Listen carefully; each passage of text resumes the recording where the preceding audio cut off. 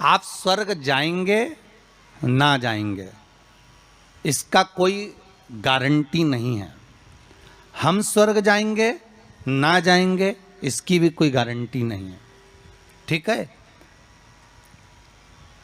पर इतना विश्वास जरूर है कि आप अगर भगवान शंकर का अनुमोदन कर रहे हैं, आप शिव नाम की चर्चा कर रहे हैं, आप शंकर की कथा को श्रवण कर रहे हैं, आप शंकर की कथा में डूबे हुए हैं, आप आद्य शक्ति के नवरात्रे में शंकर का अनुमोदन कर रहे हैं, आप शिव अर्चना कर रहे हैं, आप शंकर का नाम जाप कर रहे हैं, आप शंकर का स्मरण कर रहे हैं, तो यह पक्का है कि आप वैकुंठ जाएंगे ना जाएंगे इसकी कोई गारंटी नहीं है। पर यह पक्का है कि आप अगर भगवान के नाम में डूबे रहे तो वैकुंठ अधिपति नारायण तुम्हारे पास जरूर आ जाएगा, यह पक्का है महाराज। आप जाएंगे ना जाएंगे उसके कोई बात नहीं है, पर भगवान स्वतः नारायण स्वतः अपने पास आ जाए इसका सुख है, इसका एक आनंद। तो हम दान कर रहे हैं, पुण्य कर रहे हैं, या हम कोई सत्कर्म कर रहे हैं, या हम कुछ भगवान के निमित्त हम ये सोच कर दे रहे हैं कि हम दान करेंगे तो ऐसा होगा, हमें स्वर्ग मिल जाएगा। नहीं नहीं, हमें स्वर्ग जाने की चाह तो छोड़ देना चाहिए। कहा करऊ में बैकुंठ के जाए, मैं बैकुंठ जाकर करूंगा क्या?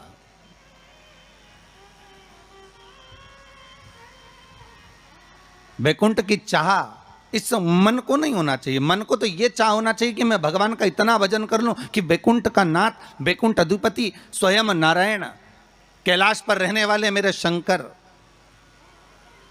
द्वारका में रहने वाला मेरा कृष्ण, गौलोक में निवास करने वाला मेरा परमात्मा स्वतः दौड़कर मेरे पास आ जाए।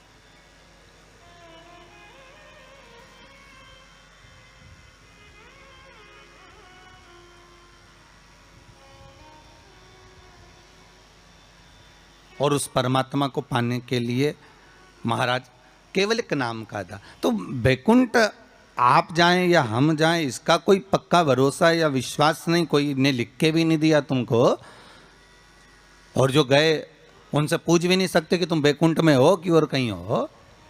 कि किसी ने फोन लगाया था गए हुए व्यक्ति को कि तुम कहाँ बैकुंठ में बैठे हो कि कहाँ हो, तो कोई बताने वाला भी नहीं है कि बैकुंठ गया कि नहीं गया, ये कुछ बोल भी नहीं सकते। पर एक बात और है महाराज, एक बात और अग्नि पुराण में कहा है कि किसी के प्राण छूटने के बाद अगर दुनिया के लोग जब उसको लेकर जा रहे हो, दुनिया के लोग उसको लेकर जाते समय दुनिया के लोग अगर बात कर रहे हो कि हाँ बहुत अच्छा था साहब, भगवत भजन में डूबने वाला था, स्मरण करने वाला था, दान करने वाला था, पुण्य करने वाला था, सत्कर्म करने वाला था, भगवान की भक्ति में डूबने वाला था, अच्छा व्यक्ति था, तो अग्नि पुराण कहती है ये मान लो कि वो जीव ने बैकुंठ का भाग ग्रहण कर लिया, वो बैकुंठ चला गया। और अगर किसी के जाने के बाद लोग कह रहे हैं अरे हाउ रे भैया अच्छा हुआ मर गया, बहुत प्राण खाता था, बहुत तकलीफ देता था, बहुत कष्ट देता था, बहुत परेशान करता था, बहुत दुख देता था, तो समझो कि हाँ भैया वो फिर नरक ही गया होगा, क्योंकि वो दुनिया को भी कष्ट देता है, वो दुनिया को भी कष्ट प्रदान कर रहा होता है।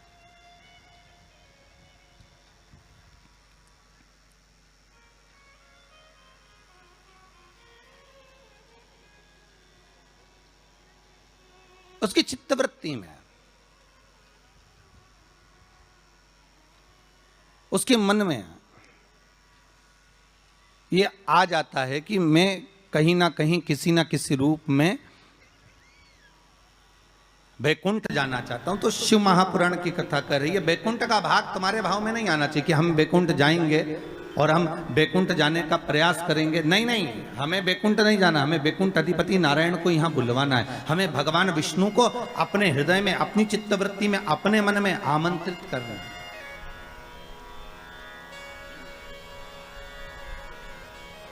और जब भाव होगा महाराज, निर्मल जब भाव होगा तो भगवान को मिलने में फिर देरी नहीं हो सकती महाराज।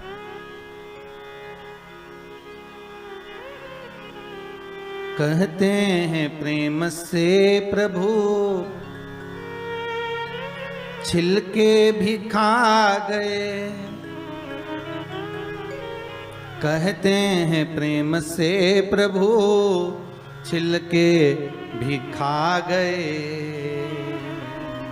शबरी के झूठे बेर भी खाते रहा करो, दर्शन के नैन बांवरे दर्शन दिया करो।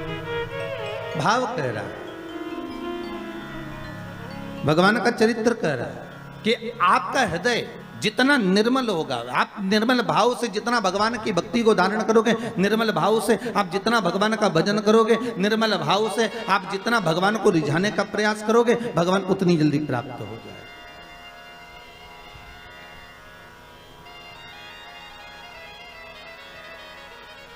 उतनी जल्दी।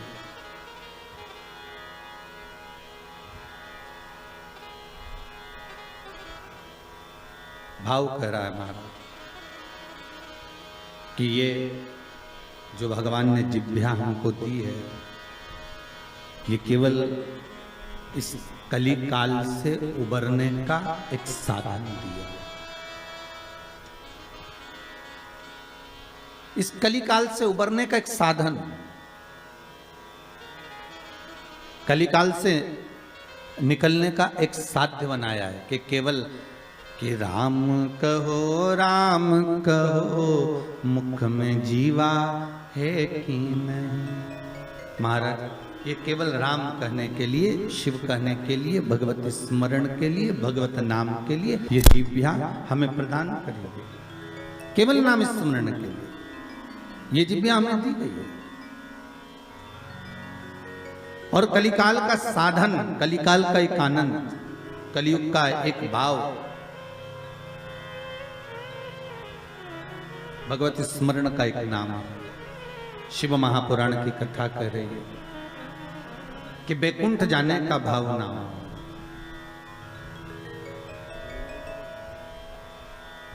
भाव ये होना चाहिए कि बैकुंठ अधिपति हमारे पास आ जाए। तो 7 दिन की शिव महापुराण में अगर गंगा के घाट पर आप सुन रहे हैं, इस पावन कथा का रसस्वादन बघेल परिवार द्वारा आप कर रहे हैं, तो आपके भीतर ये भाव प्रकट हो कि हमें भगवान मिले। एक बार आदि शक्ति मां जगतजननी जगदम्बा दुर्गा भवानी भगवान शंकर के पास जाती हैं और भगवान शिव से मां जगतजननी दुर्गा भवानी ने एक बात कही कि प्रभु सुनिए,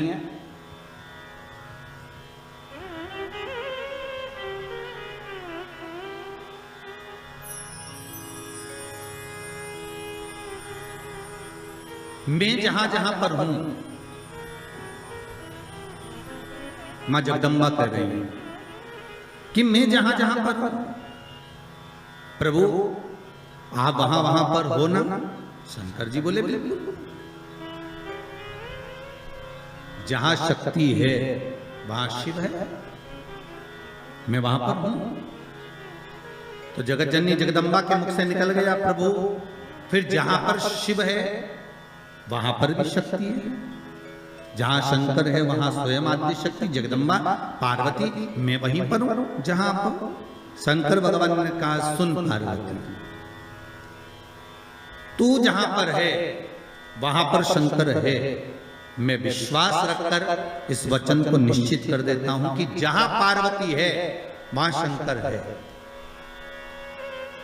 वहां शिव है। पर पार्वती मैं ये नहीं कह सकता कि जहां शंकर है वहां पार्वती है।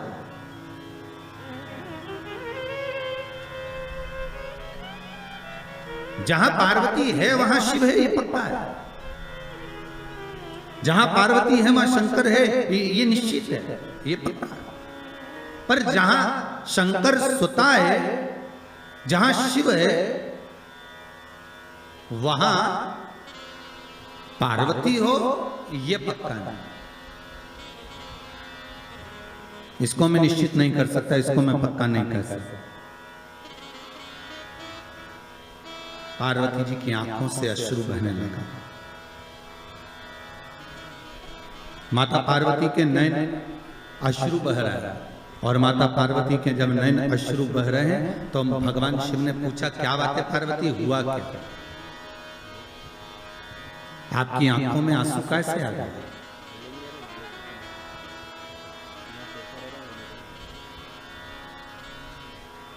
ये अश्रु क्यों आ रहा है? किस लिए?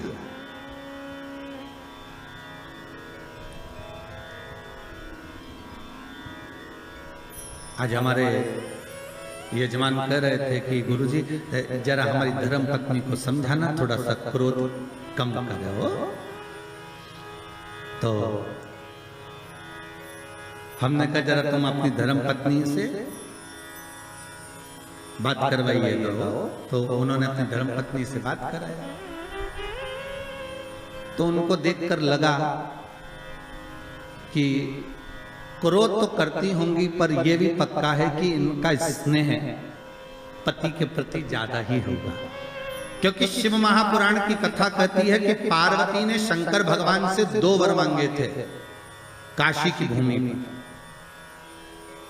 पार्वती जी ने शंकर भगवान से 2 वर मांगे थे। पहला वर माता पार्वती ने शिव जी से मांगा था कि पहला वर दीजिए जिस पति पत्नी में झगड़ा हो उसमें प्रेम बहुत बढ़े।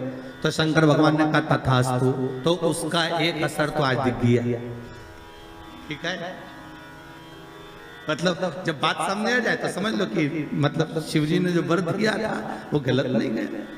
कि जहां पर प्रेम बहुत हो, पार्वती जी कह रही है कि ऐसा वर दो जहां प्रेम,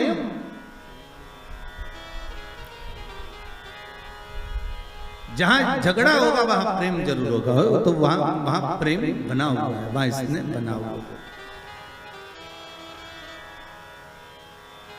और दूसरा वर माता पार्वती ने मांगा था कि काशी में जो मरेगा, काशी में जिसके प्राण छूटेंगे, उसको गुरु मंत्र आपको देना पड़ेगा।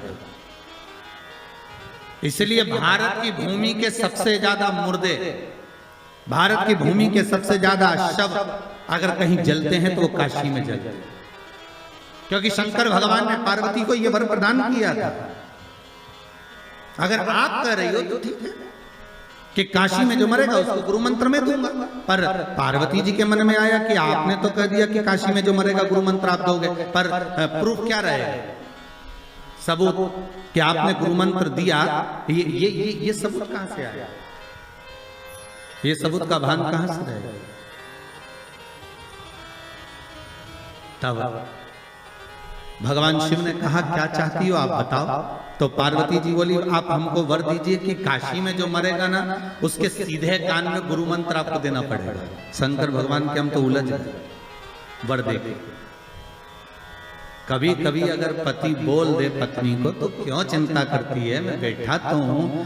अरे एक अंगूठी क्या मैं तुझे 10 अंगूठी दिला दूंगा। तो पत्नी हमेशा याद करके वही बोलती है, करवा चौथ का चांद बार में देखती है, बोले अंगूठी की बोलती है। क्यों जी वो आपने बोला था तो वो कहा है। अब पार्वती मैया तो मौन। शिव जी ने पूछा पार्वती तू चुप क्यों गई? पार्वती जी बोली मेरा दूसरा वर कि काशी में जो मरेगा उसको गुरु मंत्र आपको देना पड़ेगा। तो वो गुरु मंत्र कब दोगे?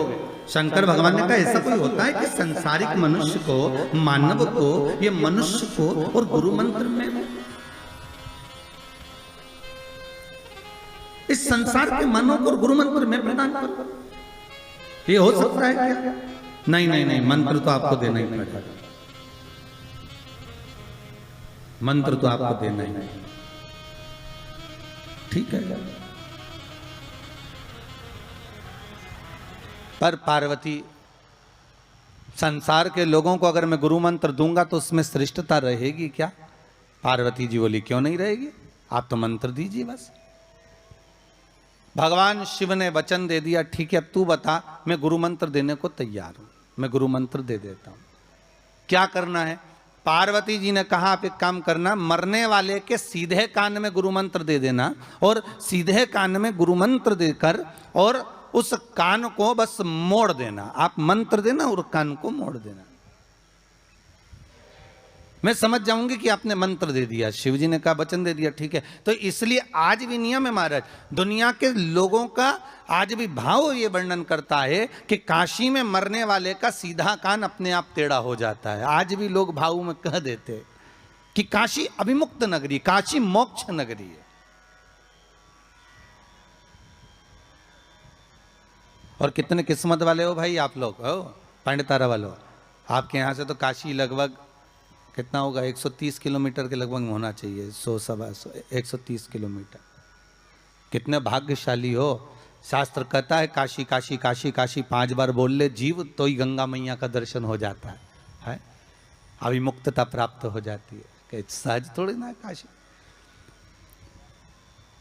तो पार्वती जी की आंख में आज अश्रु देखे। जब पार्वती जी की आंख में अश्रु देखे तो शिव जी ने पूछा बात क्या है, तुम बोलो आज पार्वती क्या हो क्या गया। पार्वती जी बोली बस बात इतनी सी है कि आप बोल रहे हो, मैंने कहा कि जहां मैं हूं वहां शंकर है, तो बिल्कुल पक्का, पर आप कह रहे हो जहां शंकर है वहां पार्वती नहीं है।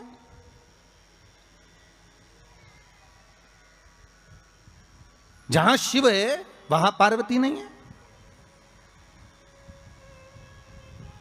आखिर क्यों, किस लिए? शंकर भगवान कहते हैं ओगढ़दानी त्रिकालदर्शी कैलाशी मेरा शंभु, मेरा शंकर, मेरा ओगढ़दानी, मेरा भूतेश्वर, मेरा भूतनाथ, मेरा त्रिकालदर्शी, मेरा महामृत्युंजय कह रहे हैं। हरि पार्वती तो जानती नहीं है, तो मुझे पहचानती नहीं है। कुछ स्थान ऐसे हैं पार्वती जहां पर मुझे तेरे बिना भी रहना पड़ता है।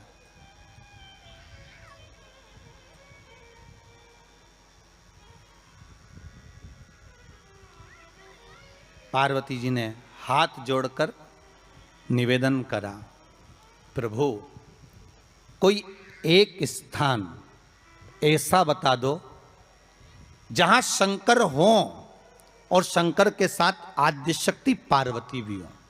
जैसे आप कह रहे हो कि जहां पार्वती रहेगी वहां शिव रहेगा, पर जहां शिव है वहां पार्वती हो, तो कुछ एक स्थान ऐसा बताओ, वो स्थान हमको दे दीजिए।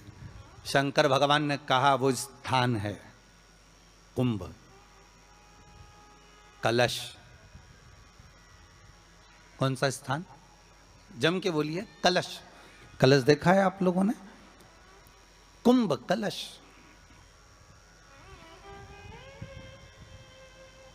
उस कलश में हे पार्वती, जहां शंकर है वहां तू भी विराजमान होगी, और केवल एक रूप में नहीं, सारी विद्याओं के रूप में तू उसमें संजू रहेगी।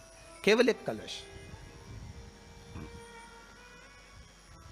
आज नया संवत्सर है, नूतन वर्ष है। पूरे भारत की भूमि पर और मेरे भारत के जो मानव है जहाँ जहाँ निवास कर रहे हैं, विदेश में भी, पूरी भारत की भूमि पर आज के दिन लोग देवी जी की स्थापना करते हैं। तो क्या स्थापना में क्या रखते हैं? कलश रखते हैं ना। तो कलश किस लिए रखा जाता है? कलश का क्रम क्या है? अपन ने अभी तक कथाओं में बहुत सुना, शिव महापुराण में, कि दिए का महत्व क्या है। अपन ने सुना दही का महत्व क्या है, जल का महत्व क्या है। पूरी शिव महापुराण में अपने अलग अलग महत्व को जाना है।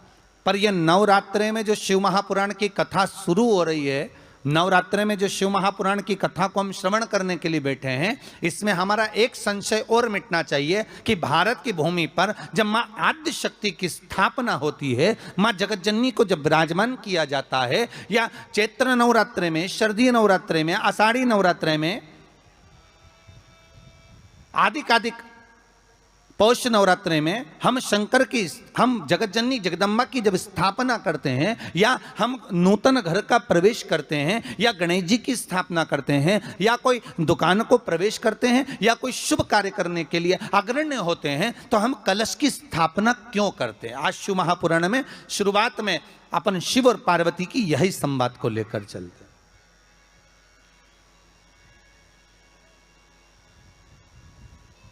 आखिर कलश में ऐसा क्या है? कलश के अंदर आखिर ऐसा क्या विराजमान है कि 33 कोटि देवता उस कलश के अंदर आकर बैठ जाते हैं? महाराज,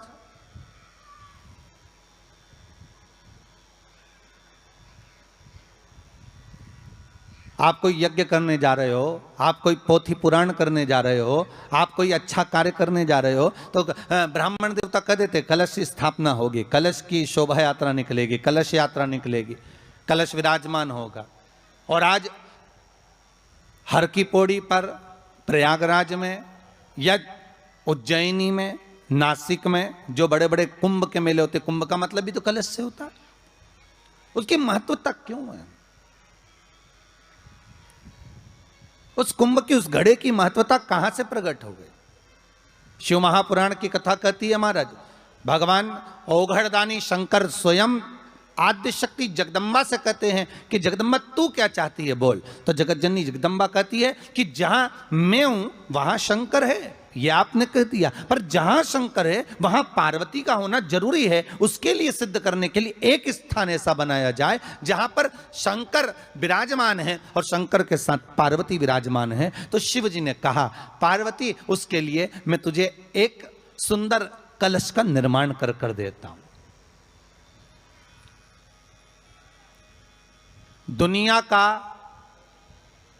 रचनाकार, दुनिया की रचना करने वाले महाराज, संपूर्ण ब्रह्मांड की रचना करने वाले, जिनको भगवान शिव ने स्वयं ब्रह्मदेव से कहा है कि ब्रह्मा जी तुम सृष्टि खंड को आगे बढ़ाइए, सृष्टि की रचना करिए। और आज ही के दिन, यही चैत्रीय प्रतिपदा के दिन, यही इसको कहते हैं नया संवत्सर, नया वर्ष। हिंदू धर्म में क्यों कहा जाता है? आज ही के दिन ब्रह्मा जी ने महाराज सृष्टि की रचना करना प्रारंभ करा था। आज ही के दिन भगवान शिव और ब्रह्मा का संवाद हुआ था। सीधे भगवान शंकर ब्रह्मदेव के पास जाकर बोले थे, हे ब्रह्मदेव आप सृष्टि की रचना करिए। तो ब्रह्मा जी ने पूछा था, सारे नक्षत्र आपने बनाए, सारे दिन आपने बनाए, सारी घड़ियां आपने बनाई, सारा पल आपने बनाया, मनुष्य की श्वास गिनती, काउंटिंग, अर्थात मनुष्य के शरीर की रोमावली, ये सब आपने निश्चित करी है। मनुष्य की कितनी धड़कन चलेगी, कितनी श्वास चलेगी, 21,600 श्वास जो मानव के शरीर से प्रतिदिन निकल रही है, 3.5 करोड़ रोम छिद्र जो मनुष्य के शरीर में बने हुए हैं, ये संपूर्ण बनाने वाले आप हो। एक एक घड़ी, एक एक पल, एक एक नक्षत्र, एक एक समय बनाने वाले आप हो, हर श्वास को बनाने वाले आप हो। तो आपसे मुझे कहना है कि एक निर्माणकर्ता ब्रह्मदेव, आप ब्रह्मा जी कर रहे हैं, तो एक काम करो ना कि सृष्टि की रचना भी आप करो। भगवान ब्रह्मा ने शिव जी से कहा कि सृष्टि की रचना आप करिए।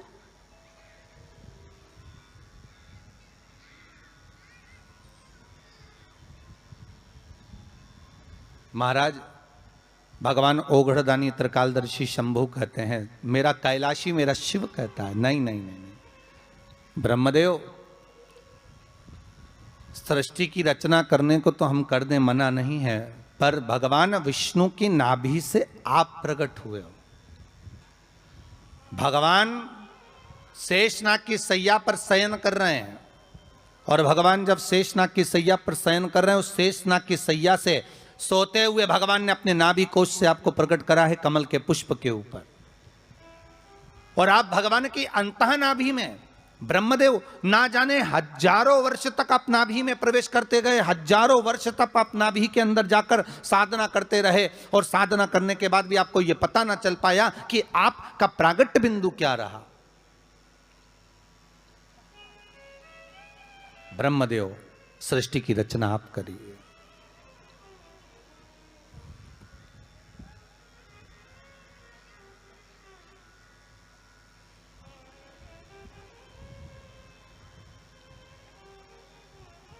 ब्रह्मा जी कह रहे हैं, नाथ इस सारे ब्रह्मांड को रचना करना है, कर दूंगा, मना नहीं है, पर रचना करता भगवान ब्रह्मा जी कहते हैं कि मैं संसार को एकाग्रित करूं, उससे पहले 33 कोटि देवताओं को मुझे एकाग्रित करना है, और सारे 33 कोटि देवता एक जगह पर आकर विराजमान हो जाएं, ऐसी कोई व्यवस्था करना है। शंकर भगवान ने कहा, बनाओ ब्रह्मदेव, तुम निर्माण करो। ब्रह्मा, शास्त्र कहता है कि भगवान शिव स्वतः, शंकर तो शंकर है, भगवान शंकर ने एक मट्टी का सुंदर सा भाग ढेला एकत्रित करा, उस ढेले से भगवान ने एक सुंदर कुंभ का निर्माण करा, एक सुंदर कलश का निर्माण करा।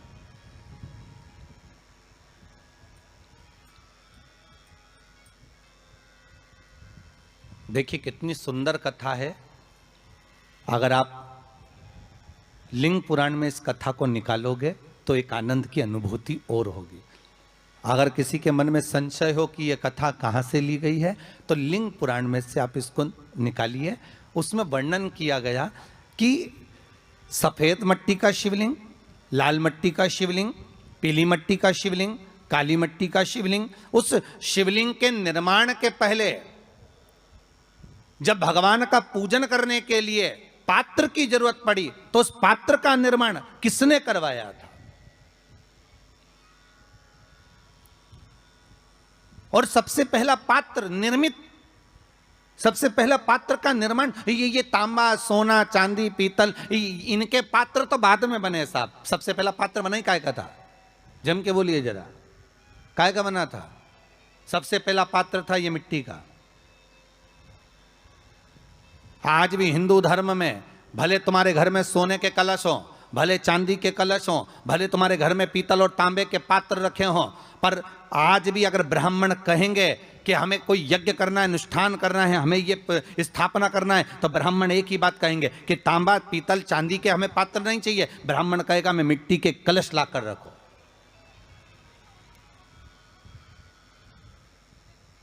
हमें मिट्टी के कलश चाहिए। और कितना बड़ा प्रमाण है जी, शास्त्र का प्रमाण देखिए कितना बड़ा है। आप किसी दूसरे घर में जा रहे हो, आप अपना घर छोड़कर और दूसरे मकान में जा रहे हो, और आपको लगा कि मैं इस घर में अब 15-20 दिन नहीं आऊंगा, 1 महीना नहीं आऊंगा, तो शिव महापुराण की कथा कितना सुंदर कहती है कि अगर आप जा रहे हो और आपको ऐसा भय लगता है कि इस मकान में कोई दूसरी प्रवेश ना करे, कोई दूसरा जीव ना आ जाए, इस मकान में कोई अंतरात्मा ना आए, इस मकान पर कोई टोना ना करे, इस मकान में कोई टोटका ना करे, इस मकान में कोई जादू ना करे, तो उसके लिए शिव महापुराण की लिंग पुराण वर्णन करती है कि मात्र एक मट्टी का कलश, उस मट्टी के कलश में एक महाराज थोड़ा सा धान भरकर, उसमें एक सिक्का, 1 रुपया उसके अंदर डालकर और एक बेलपत्र उसके अंदर डालकर उसको उसके एक दिए से या प्लेट से या नरियल से उसको रखकर एक स्थान में ईशान के अंतर्गत उसको रखकर चले जाइए। उस मकान में ना तो कोई भीतर प्रवेश कर सकता है, उस मकान में ना कोई टोना कर सकता है, उस मकान में ना कोई टोटका कर सकता है, उस मकान में ना किसी की नजर लगती है। और वो पात्र कोई दूसरा नहीं होना, वो पात्र होना चाहिए मट्टी का कलश। मट्टी के कलश की बड़ी महत्वता है। अब तो थोड़ा सा महाराज हो गया कि लोग हम मट्टी का कलश अगर तुम दोगे भी तो ब्राह्मण क्या काम में लेगा, तो ब्राह्मण जन कह देते हैं थोड़ा तांबे के 4 कलश लेकर आइए हो, तुम जरा स्टील के 5 कलश लेकर आइए, आप तुम तांबे के या ये बर्तन लेकर आइए। पहले इसका प्रमाण नहीं था, पहले प्रमाण था केवल मट्टी का कलश। स्थापना जो थी वो मट्टी का कलश, विराजमानता थी मट्टी का कलश,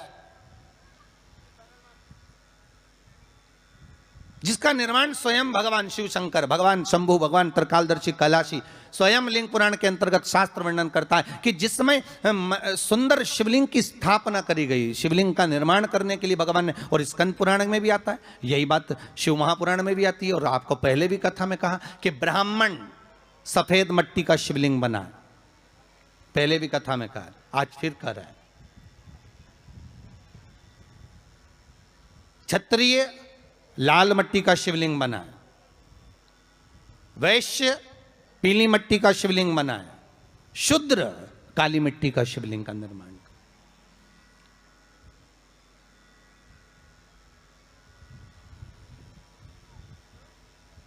काली मट्टी का शिवलिंग का निर्माण कर।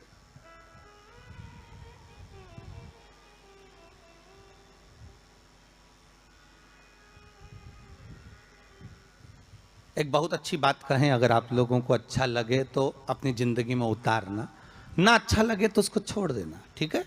जितने लोग भी कथा सुन रहे हो बहुत ध्यान देना। ये जो पानी पीने का जो मटका होता है ना, जिसको हमारे यहाँ कलश कहा जाता है, हंडा कहा जाता है, जिसको हमारे यहाँ परिंडा कहा जाता है, मटका कहा जाता है, तो पहले जो मटका चलता था वो लाल कलर का चलता था, ठीक है। उस पर कलाकृति करते थे लोग, उस पर डिजाइन करते थे। आपके यहाँ भी होगा, जितने लोग कथा सुन रहे हो ना, आपके यहाँ भी मटका होगा, लाल कलर का चलता था। अभी अभी जो मटका चल रहा है ना, उसका कलर चेंज कर दिया गया। कौन सा कलर का हो गया?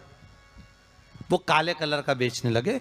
तो वो बेचने वाला क्या कहता है कि साहब ये सफेद, ये लाल जो मटका है ना, इस मटके से मजबूत अगर कोई मटका है तो वो काला है। बोलो सही है कि गलत है? अरे बोलो तो सही है ना। आप कभी जाओगे बाजार तो कह देगा, कुमार भी कह देगा, ये जो मटका है ना लाल वाला, इस लाल वाले मटके से मजबूत ये काला वाला मटका है, ये काला मटका है। और महाराज इससे पानी ज्यादा ठंडा ये कर देगा। पर शिव महापुराण की कथा, लिंग पुराण की कथा कहती है, और अगर आपने बैसाख मास की कथा को श्रवण कराओ, बैसाख की एक कथा होती है, उसको अगर आपने श्रवण कराओ तो उसमें वर्णन आता है कि घर के अंदर जहां पर आप पानी पीते हो, जिस स्थान पर अन्नपूर्णा निवास करती है, जिस स्थान पर अन्नपूर्णा का वासा होता है, रसोई घर में जहां पर भोजन बनता है, उस स्थान पर काला मटका नहीं रखा जाता। काला हंडा, काला मटका उस स्थान पर नहीं रखते। पर आज फैशन के हिसाब से, अरे साहब वो ये मटका थोड़ा कम ठंडा पानी देगा तो ये मटका ज्यादा ठंडा पानी देगा, तो उसको काले मटके को रखें। पर हमारा शास्त्र कहता है काला मटका लोग रखते कहाँ थे? पहले जो शास्त्र रीति थी, उस काले मटके को रखते थे जब मकान बनता था, जब प्रॉपर्टी बनती थी, जब जमीन बनती थी, जब जायदाद बनती थी, संपदा बनती थी, तो उस स्थान पर उस काले मटके को केवल नजरोटे के लिए, केवल हाय के लिए, केवल नजर के लिए रखा जाता था। उसको लोग लेना पसंद नहीं करते। पर आज के व्यक्ति को अगर कह दिया जाए कि ये दो मटके रखे हैं साहब, लाल भी है और काला भी है, तो कौन सा पसंद करेगा? वो काला वाला ही दे दीजिए साहब, ये पानी ज़्यादा ठंडा करेगा, उसकी श्रेष्ठता रहेगी। नहीं, शिव पुराण कह रही, भगवान कुंभ का निर्माण कर रहे हैं, भगवान कलश का निर्माण कर रहे हैं, और भगवान स्वयं ब्रह्मदेव कर रहे हैं कि आप ऐसा निर्माण कर दो जिसमें 33 कोटि देवता स्वतः विराजमान हो जाए। तो भगवान ने उस कलश का निर्माण कर दिया। अब कलश का निर्माण करा तो स्वयं भगवान ब्रह्मदेव बोले, प्रभु इस कलश के अंदर मेरा स्थान कहाँ है? मेरा स्थान कहाँ है? बहुत ध्यान देना महाराज, कलश का जो मुख होता है, उस मुख पर भगवान विष्णु का स्थान होता है। किसका स्थान है? भगवान विष्णु का। थोड़ा सा नीचे आओगे, जहां से कलश का मुख दबा हुआ होता है, वह जगह भगवान स्वयं शिव की होती है। किसकी जगह है? भगवान शंकर की। कलश का अग्रभाग, नीचे का भाग जहां से फैला हुआ होता है, वहां ब्रह्मा का आधिपत्य स्थापित होता है। फिर कलश का जो नीचे का भाग होता है, वो भगवान शिव और शक्ति का स्थान होता है।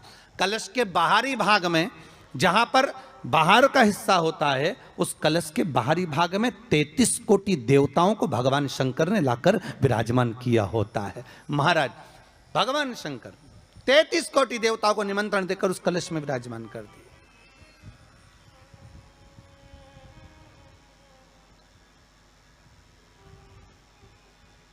कितना सुंदर लिखा है देवी भागवत के अंदर कि जहां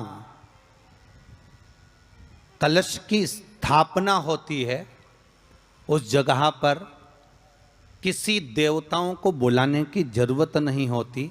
33 कोटि देवता उस जगह पर स्वतः विराजमान हो जाते हैं। स्वयं 33 कोटि देवता स्वयं वहां विराजमान। और कितनी महत्वता कलश की महाराज। आप लोगों से भी निवेदन है, क्षेत्रीय प्रतिपदा है आज, जिनके घर में ज़्यादा रोग हो, बीमारी हो, ज़्यादा तकलीफें आ रही हों, कष्ट बढ़ रहा हो, बीमारियां बढ़ रही हों, या भय लग रहा हो, डर लग रहा हो, हृदय चित्त में कहीं ना कहीं आपको भय का भान हो रहा हो, तो एक लोटा पानी, एक कलश में जल भर कर रख लीजिए और रात भर उसको रखे रहने दो। नवरात्र चल रहा है, उस कलश को रात भर रखकर सुबह सुबह उस कलश में एक बेलपत्र डालकर उस जल को नीम के पेड़ के नीचे, जहां चैत्री नवरात्रे में नीम के पेड़ के नीचे सारी विद्याएं, आद्य शक्तियां, सारी देवी उस नीम के पेड़ के नीचे विराजमान रहती हैं। उस कलश में एक बेलपत्र डालकर रात भर रखकर उस जल को पूरे घर में घुमाकर उस नीम के पेड़ के नीचे समर्पित कर दीजिए महाराज। घर में भय लगना बंद हो जाएगा, कोई बड़ी बीमारी आपको घेरेगी नहीं और उस बीमारी से, उस रोग से आप मुक्त रहेंगे। उस बीमारी से, उस रोग से आप मुक्त पाएंगे, वो बीमारी आपको घेर नहीं पाएगी। कलश का स्मरण भगवान निर्मित कर दिए। ये कलश मेरा प्रतिबिंब है। अब कलश मेरा प्रतिबिंब है ये तो कहा, पर भगवान शिव के पास में आकर स्वयं कामदेव की धर्म पत्नी रति रो पड़ी। आंखों से आंसू बह रहा है। कामदेव की धर्मपत्नी रति रो रही है। शिवजी अपनी साधना में लीन थे। भगवान शंकर नेत्र बंद करके शिव आनंद में विराजमान थे।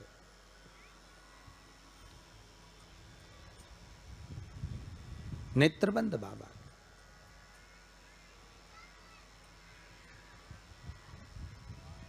थारी धुन लागी भोला, थारी धुन लागी, हर हर भोला शंभू तमारी धुन लागी, हर हर भोला शंभू। भाव से हर हर भोला शंभू तुम्हारी धुन लागी, हर हर भोला शंभू तुम्हारी धुन लागी। पार्वती का प्यारा तुम्हारी धुन लागी, पार्वती का प्यारा तुम्हारी धुन लागी। ओ पार्वती का प्यारा तुम्हारी धुन लागे, पार्वती का प्यारा तुम्हारी धुन लागे। ओ हर हर भोला शंभो तुम्हारी धुन लागे।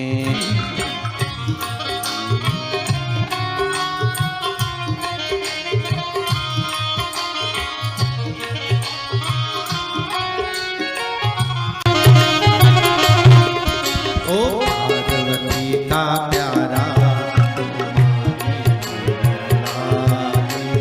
पार्वती का प्यारा तुम्हारी धुन लागी,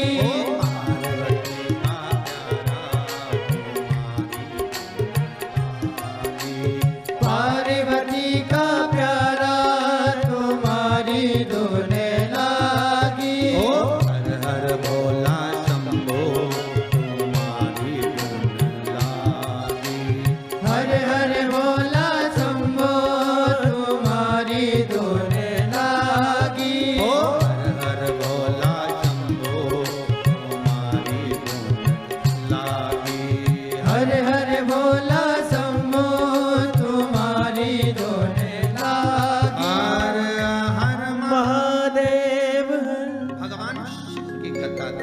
ओगरदानी त्रिकालदर्शी कैलाशी शंभू के पास में उस समय पर कामदेव की धर्म पत्नी रति भी आ, जिसके नयनों में जल भरा हुआ। शिवजी ने पूछा, बोलो रति, आप और यहां जब आपका पति जलकर भस्म हुआ तो हमने वर दिया था आपके पति को कि ये भगवान कृष्ण का पुत्र बनकर मिलेगा आपको, फिर क्यों आप यहां पर आई हो? क्या हो गया ऐसा? क्या चाहती हो आप? फिर आने का कारण क्या है आपका? किस लिए पधारी हो आप? महाराज, मेरा पति जो जलकर भस्म हुआ था, उसके भस्म होने पर मेरे ऊपर भी केस लगाया। तो भाई केस तुम्हारे ऊपर किसने लगा दिया? ऐसा क्या हो गया कि तुम यहाँ मेरे पास में आई? प्रभु बात इतनी सी है कि मेरा पति जब आपके नेत्रों की ज्वाला द्वारा जलकर भस्म हो रहा था उस समय पर वो आम के पेड़ पर बैठा हुआ था। तो फिर क्या चाहती है भगवान से? माँ रति कह रही हैं दिक्कत केवल इतनी सी है कि मेरा पति जलकर भस्म हुआ, वो आपने वर दे दिया कि वो कृष्ण के पुत्र बनकर हमें मिल जाएंगे, वो हम मान रहे हैं, सब जानते हैं हम, ठीक है।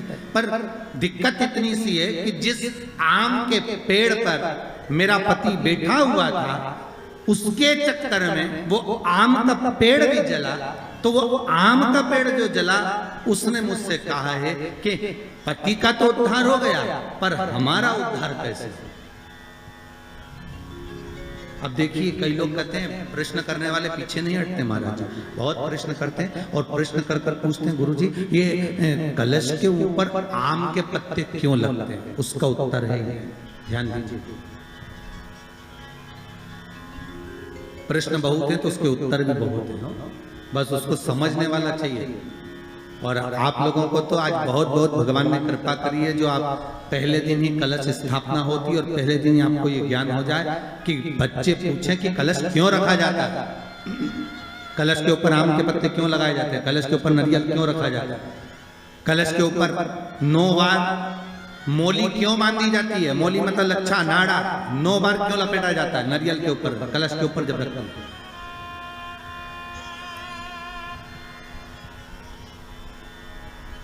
कलश के ऊपर जब जब श्रीफल रखाता है, नारियल रखाता है, तो उस पर 5 बार 7 बार मोली नहीं लपेटी जाएगी, तो 9 ही बार लपेटी जाएगी। 5 या 7 बार लपेटते हैं तो कहते हैं कि लक्ष्मी की छिन्नता होती है, और वो 9 बार लपेटी जाती है तो भरपूर लक्ष्मी का भंडार भरती है। क्यों क्यों कहते हैं?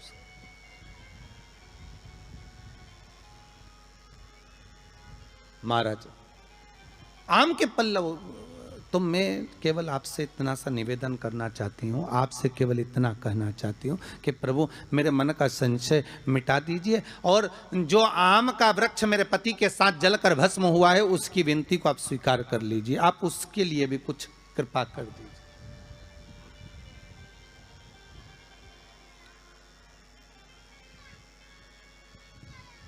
इसी को कृपा कहते हैं, इसी को करुणा कहते हैं, इसी को दया कहते हैं।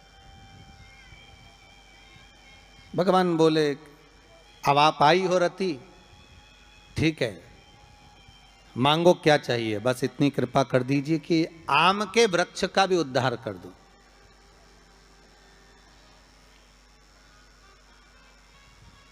शिवजी ने कहा हम वर प्रदान करते हैं रति,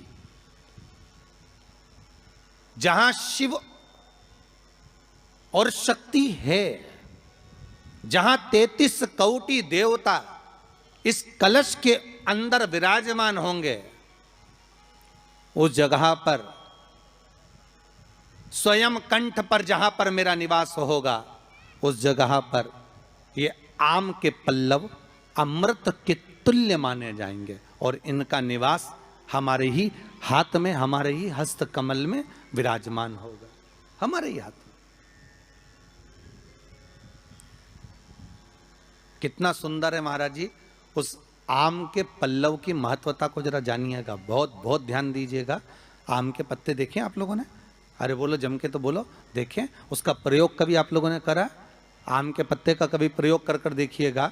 अभी तो नवरात्रि चल रही है, नवरात्रे में जब 5वां दिन नवरात्रे का रहे, चैत्री नवरात्रे का 5वां दिन रहे, और मान लो कि आपके घर में किसी बच्चे की, लड़के की या लड़की का या मंगल विवाह नहीं हो रहा हो, या शादी नहीं हो रही हो, या उस लड़के लड़की के लिए बहुत प्रयास कर लिया आपने और उसकी शादी हो ही नहीं रही, अथक प्रयास आपने कर लिया और उसका मंगल विवाह नहीं हो रहा, तो ये देवी भागवत में स्पष्ट कहा गया है, देवी भागवत में वर्णन किया गया है,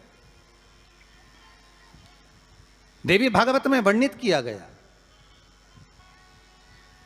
और देवी भागवत में कहा गया कि आम का जो पत्ते होते हैं आम का जो पत्ता होता है, आम का जो पल्लव होता है, उस आम के पत्ते पर हल्दी और सिंदूर, इन दोनों से स्वस्तिक का निर्माण किया जाए। देवी भागवत का संवाद है, बहुत ध्यान देना महाराज। जिन कन्याओं का विवाह ना हो पंचमी के दिन, नवरात्रे की कोई सी भी पंचमी, मतलब जो पंचमी तिथि पड़ेगी, कोई भी नवरात्रा हो, चाहे वो 4 नवरात्रे में से, चाहे वो पौष का हो, अश्विन का हो, चैत्र का हो, आषाढ़ का हो, किसी भी नवरात्रि में आप कर सकते हैं। एक पान के पत्ते पर, एक ही पत्ते पर जो 2 स्वस्तिक बनेंगे, एक हल्दी का बनेगा, एक सिंदूर का बनेगा। बस अंतर इतना है, जो हल्दी का स्वस्तिक है उस पर कंकु के चावल अर्थात रौली के चावल, रौली कुंकू के चावल रखना है, और जो सिंदूर का है उस पर हल्दी के चावल रखना। इतना रखकर जिस लड़का लड़की का विवाह नहीं होता उसकी हथेली पर रखकर उसका नाम और गोत्र बोलकर महाराज उसको ले जाकर नीम के पेड़ के नीचे उसको रख दिया जाता है। मात्र 3.5 या 4 महीने ऐसे रहते हैं जिसके अंदर उस लड़का लड़की का विवाह पक्का हो जाता है। जिसका विवाह नहीं होता केवल उसी के लिए, जिसका मंगल विवाह ना हो रहा, आम के पल्लव में शिव का वर प्रदान है, आम के पल्लव में शंकर का आशीर्वाद, आम के पल्लव में शिव का आशीर्वाद।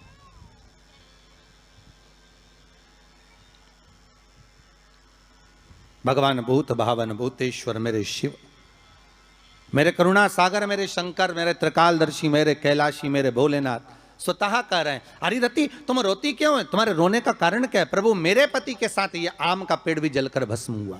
आम का पेड़, भागवत जी किस किसने सुनी है? हाथ उठाओ जरा, जिन जिन ने भागवत जी सुनी है। आप लोगों ने सुनी है भागवत? रखिए हाथ। अगर आप लोगों ने भागवत सुनी होगी तो उसमें वर्णन आता है, तक्षक नाग डसने के लिए जब जा रहा था तब ब्राह्मण देवता जो जहर उतारना जानते थे उनको लेकर राजा परीक्षित के पुत्रों ने अपने दूतों को भेजा था लाने के लिए कि एक ब्राह्मण ऐसे हैं कि वो तक्षक नाग का जहर उतार सकते हैं, वो तक्षक नाग के जहर को समाप्त कर सकते हैं, तो आप उनको लेकर आओ।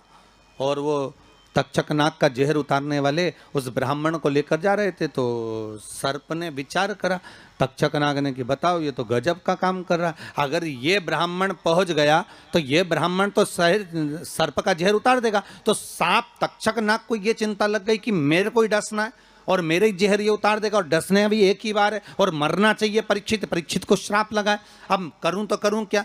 तो सर्प ने विचार करा कि मैं एक रूप रख कर जाता हूं और इस ब्राह्मण की परीक्षा लेता हूं। सर्प रूप रख कर गया, भागवत आप लोगों ने श्रवण करी होगी।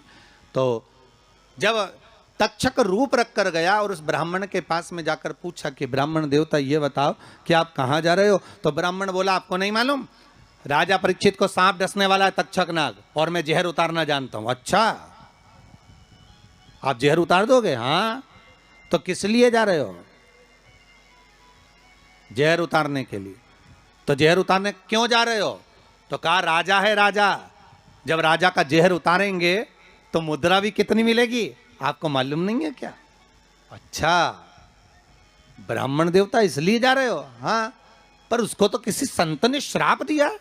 अरे तो श्राप संत ने दिया है, हम ब्राह्मण हैं, हमारा कर्म है किसी को बचाना, तो हम तो बचाएंगे। अच्छा, आप में इतनी सामर्थ्यता है कि आप तक्षक नाग का जहर उतार दो? अरे तक्षक नाग आकर अगर मेरे सामने खड़ा हो जाए और किसी को डस ले तो यह पक्का है कि मैं जहर उतार सकता हूं। अच्छा, तो इतने में तक्षक नाग सामने बिल्कुल प्रकट हो गया और तक्षक नाग प्रकट होकर बोला, बता ब्राह्मण किसको डसूं मैं? ब्राह्मण ने कह दिया तुम्हारी मर्जी पड़े उसको डसो। सामने एक पेड़ था, उस पेड़ को ब्राह्मण ने, उस तक्षक नाग ने डस लिया। अब तक्षक नाग ने उस पेड़ को डसा और डसने के बाद में वो पेड़ पूरा जल गया, पूरा जल गया। अब पेड़ तो जल गया पर ब्राह्मण जो था जिसको परीक्षा देना थी वो ब्राह्मण को यह नहीं मालूम था कि इस पेड़ पर एक संत बैठकर साधना कर रहा था, तपस्या कर रहा था, और जब वो पेड़ जला तो वो संत भी जल गया, संत भी जल गया। अब जब संत जल गया, ब्राह्मण ने हाहाकार की आवाज जब सुनी तो आंखों में जल भर गया। आखिर हुआ क्या?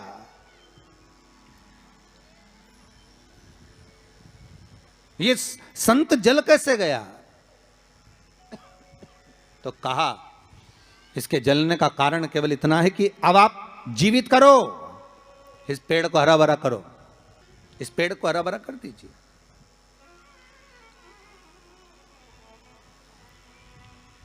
और ब्राह्मण ने हाथ की अंजलि में जल लिया। हाथ की अंजलि में जल लेकर ब्राह्मण उस जल को पेड़ के ऊपर छींट रहे थे, तो सबसे पहले ब्राह्मण ने यह मन में सोचा कि भोलेनाथ, शंभु, त्रिकालदर्शी है कैलाशी, कृपा ऐसी करना कि सबसे पहले जो पेड़ पर जो संत बैठा था वो जीवित होना चाहिए। जो वृक्ष पर संत बैठा है वो जीवित होना चाहिए।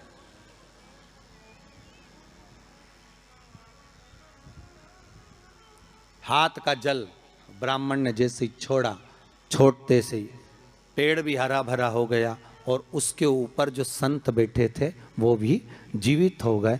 जीवित हो गए तो तक्षक नाग को ये लगा कि इसने एक जले हुए पेड़ को जीवित कर दिया, वापिस हरा भरा कर दिया, और इसने ऊपर बैठे हुए संत को वापिस जीवित कर दिया। तो ये पक्का है कि मतलब ये तक्षक नाग का जहर, मतलब मेरा जहर राजा परीक्षित को उतार सकता है। तो तक्षक नाग ने अपनी बात को पलटा और पलट कर कहा, महाराज जी हाथ जोड़कर निवेदन करता हूं, जितना राजा परीक्षित के पुत्र आपको धन देंगे उससे 1000 गुना धन मैं आपको देता हूं। ब्राह्मण ने कहा ठीक है, अगर दक्षिणा से बड़ी दक्षिणा हमको एक ही जगह पर मिल रही है तो फिर हमें जाने की जरूरत क्या। ब्राह्मण ने दक्षिणा ली, वापिस मुड़ गया, वापिस मुड़ गया।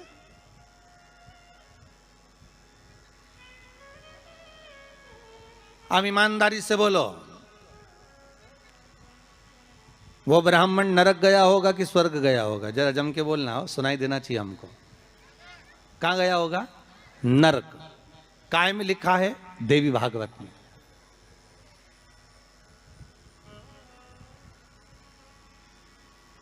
उसका कारण क्या था? शिव महापुराण की कथा कहती है जैसे एक नाव चलाने वाला व्यक्ति नाव लेकर जा रहा है और उसमें बहुत सारे यात्री बैठे हैं, बहुत सारे यात्री, और नाव डोलने लगी, आंधी चलने लगी, तूफान चलने लगा, हवा आने लगी, लहरें उठने लगी और नाव डूबने लगी। तो जो नाव में बैठा हुआ, नाव चला रहा था, वो कूद गया और कूद कर बाहर निकल गया, और निकलकर सारे के सारे जितने नाव में बैठे थे वो सब जलने लगे।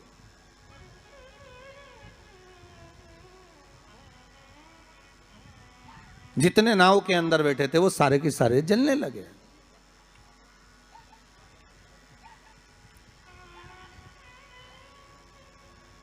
जब वो सारे के सारे पानी में डूबने लगे और पानी में नाव में जाकर सबकी सब जब डूब रहे हैं, सब मर गए। सारे के सारे जो नाव में बैठे थे, जो तैरना जानते थे वो बाहर निकल गए, बाकी के सब डूब गए। नाव चलाने वाला जब उसके प्राण छूटे तो उसको एक नरक नहीं मिला, कम से कम 94 नरकों में वो नाव चलाने वाला गिरा। शिव महापुराण की कथा कहती। तो उस नाव चलाने वाले ने भगवान से पूछा कि मुझे इतने सारे नरक क्यों दे रहे हो? मैंने तो लोगों को गंगा से पार उतारा, मैंने तो रोज गंगा का जल पिया, मैंने तो रोज गंगा का स्मरण किया, मैं तो रोज भगवान का दर्शन करता था, मैं रोज गंगा से पार उतरता था, दुनिया के लोगों को मैं पार उतारने का काम करता था। तो भगवान ने कहा गलती केवल तुमने एक कर दी, तुमने अपने प्राण बचाए। अगर तुम 2 लोगों के भी प्राण बचाते बचाते मर जाते तो तुमको वैकुंठ मिल जाता, पर खुद के प्राण बचाए और दूसरों को मरने दिया, इसलिए तुमको नरक मिला, इसलिए तुम्हें नरक प्राप्त हुआ। शिव महापुराण की कथा कहती है जिस पर दुनिया को विश्वास होता है कि बचाते बचाते भगवान करे भले तुम्हारे प्राण छूट जाते तो तुम्हें स्वर्ग मिल जाता, युद्ध के मैदान में सैनिक युद्ध करते करते मर जाता तो उसको वीरगति प्राप्त हो जाती, पर खुद के प्राण बचाने के चक्कर में आप दुनिया को धकेल दो, ये श्रेष्ठता नहीं।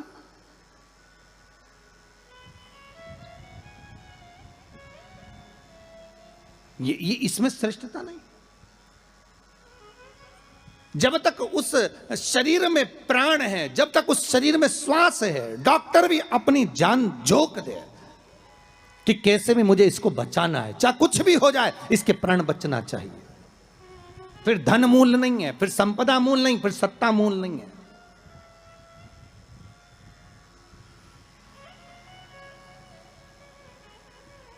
वो नाव चलाने वाले को 94 नरक भोगना पड़े। जिस ब्राह्मण ने दक्षिणा ज्यादा लेकर राजा परीक्षित को नहीं बचाया, चले गए। जब भगवान ने विद्या दी है, भगवान ने ज्ञान दिया है, भगवान ने विवेक दिया है और तुमको उस लायक बनाया है कि आप 4 लोगों को पढ़ा सकते हो, आप 4 लोगों को आगे बढ़ा सकते हो, आप इसका सम्मान कर सकते हो, आप इसको अग्रण्यता प्रदान कर सकते हो, आप इसको विवेकता दे सकते हो। और आप उस विवेकता को ना देते हुए अगर आप अपने उस वैभव को छुपा रहे हो और उससे वंचित कर रहे हो दुनिया को, तो फिर भगवान छोड़ने वाला नहीं है। नरक भोगना।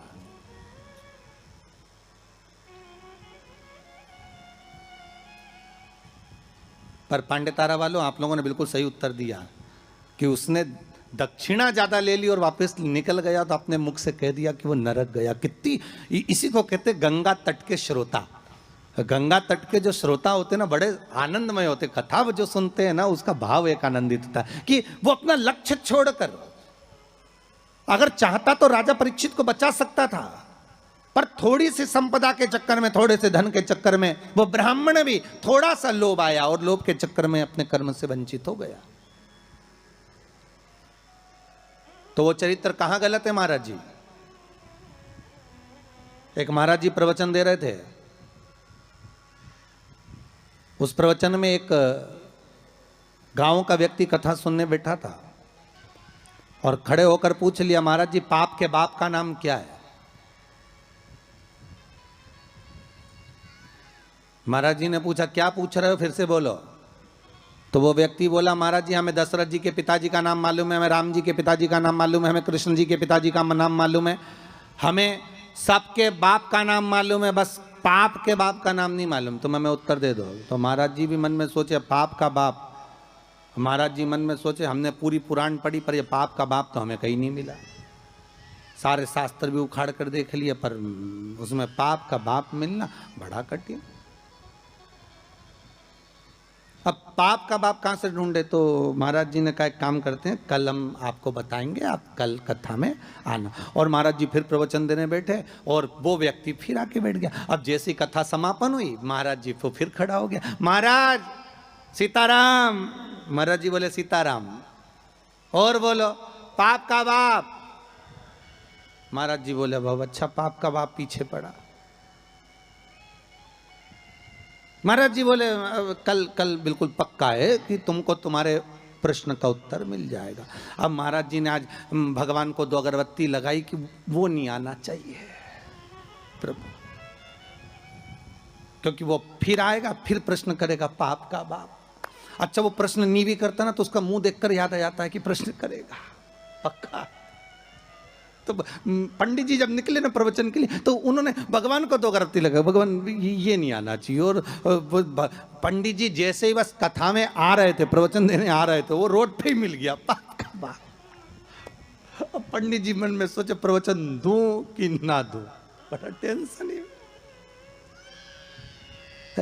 अब प्रवचन दे कि ना दे, यही सोचे। अब महाराज जी फिर कथा में बैठे, उसने फिर प्रश्न कर दिया महाराज कि पाप के बाप का नाम बता दीजिए। महाराज जी फिर नहीं बोले।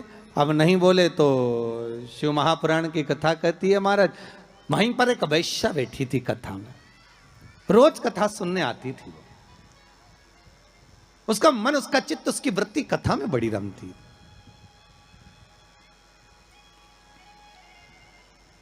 जिसके मन में शिव महापुराण की कथा समा गई ना, तो वो प्रयास करता है कि कुछ भी कर कर जहां कथा हो रही है ना, भले 40 किलोमीटर है, 50 किलोमीटर है, 100 किलोमीटर है, पर एक बार तो मैं चली जाऊं। जिसके मन में शंकर आ गया ना, तो वो छोड़ नहीं सकता। वो प्रयास करेगा कि मैं कैसे भी पहुंच जाऊं, बस कथा में एक बार मेरी हाजिरी लग जाए, शंकर सुन ले बस एक बार शिव महापुराण की कथा, उस पंडाल में चली जाऊं जिस पंडाल में मुझे बेलपत्र का आनंद मिल जाए, बस उस पंडाल में मुझे पहुंचना। अब वैश्या का नियम था, वो कथा कभी नहीं छोड़ती थी, और वो भी कथा में जाकर बैठ गई, और कथा में रोज सुने वो पाप के बाप का चक्कर, और महाराज जी बस प्रवचन करें, अक्षतम केशवम राम नारायणम, जैसे महाराज जी अक्षतम केशवम करें, सब बैठे रहे, वही खड़ा हो जाए।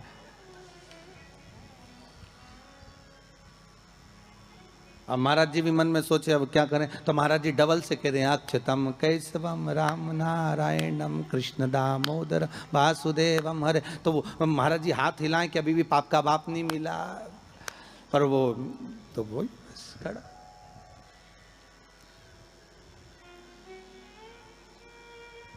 आज वेश्या ने कह दिया, गुरुदेव आपसे एक निवेदन है मेरा। बोलिए। मैं वेश्या हूं, छुपाया नहीं। संत सदगुरु भगवान माता पिता इनसे कभी नहीं छुपाना अपने को, छुपाकर जाएंगे भी कहां।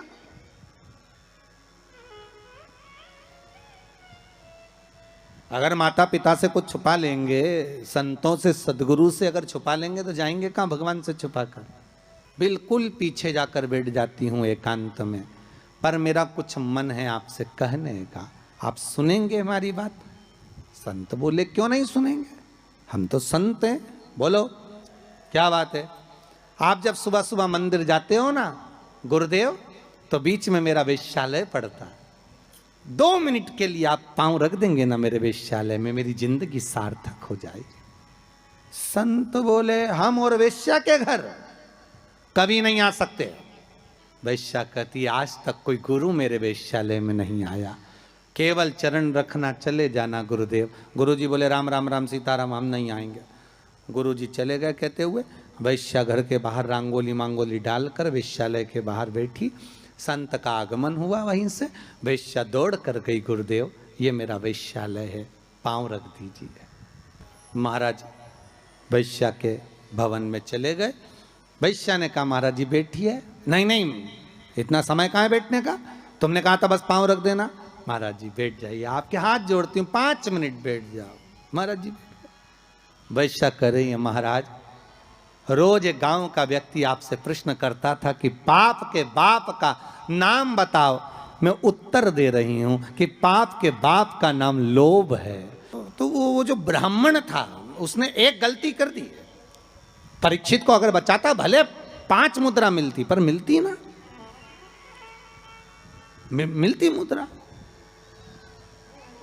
पर उस ब्राह्मण ने एक गलती कर दी कि वो परीक्षित को बचाने की जगह ज्यादा मुद्रा लेकर वापिस मुड़ गया। वापिस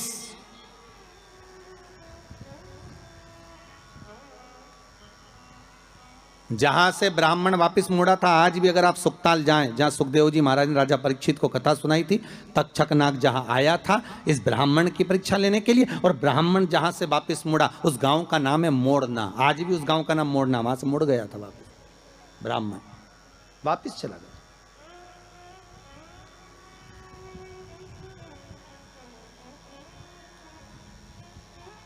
जरा सा लोभ बस वाम भरमा दिया।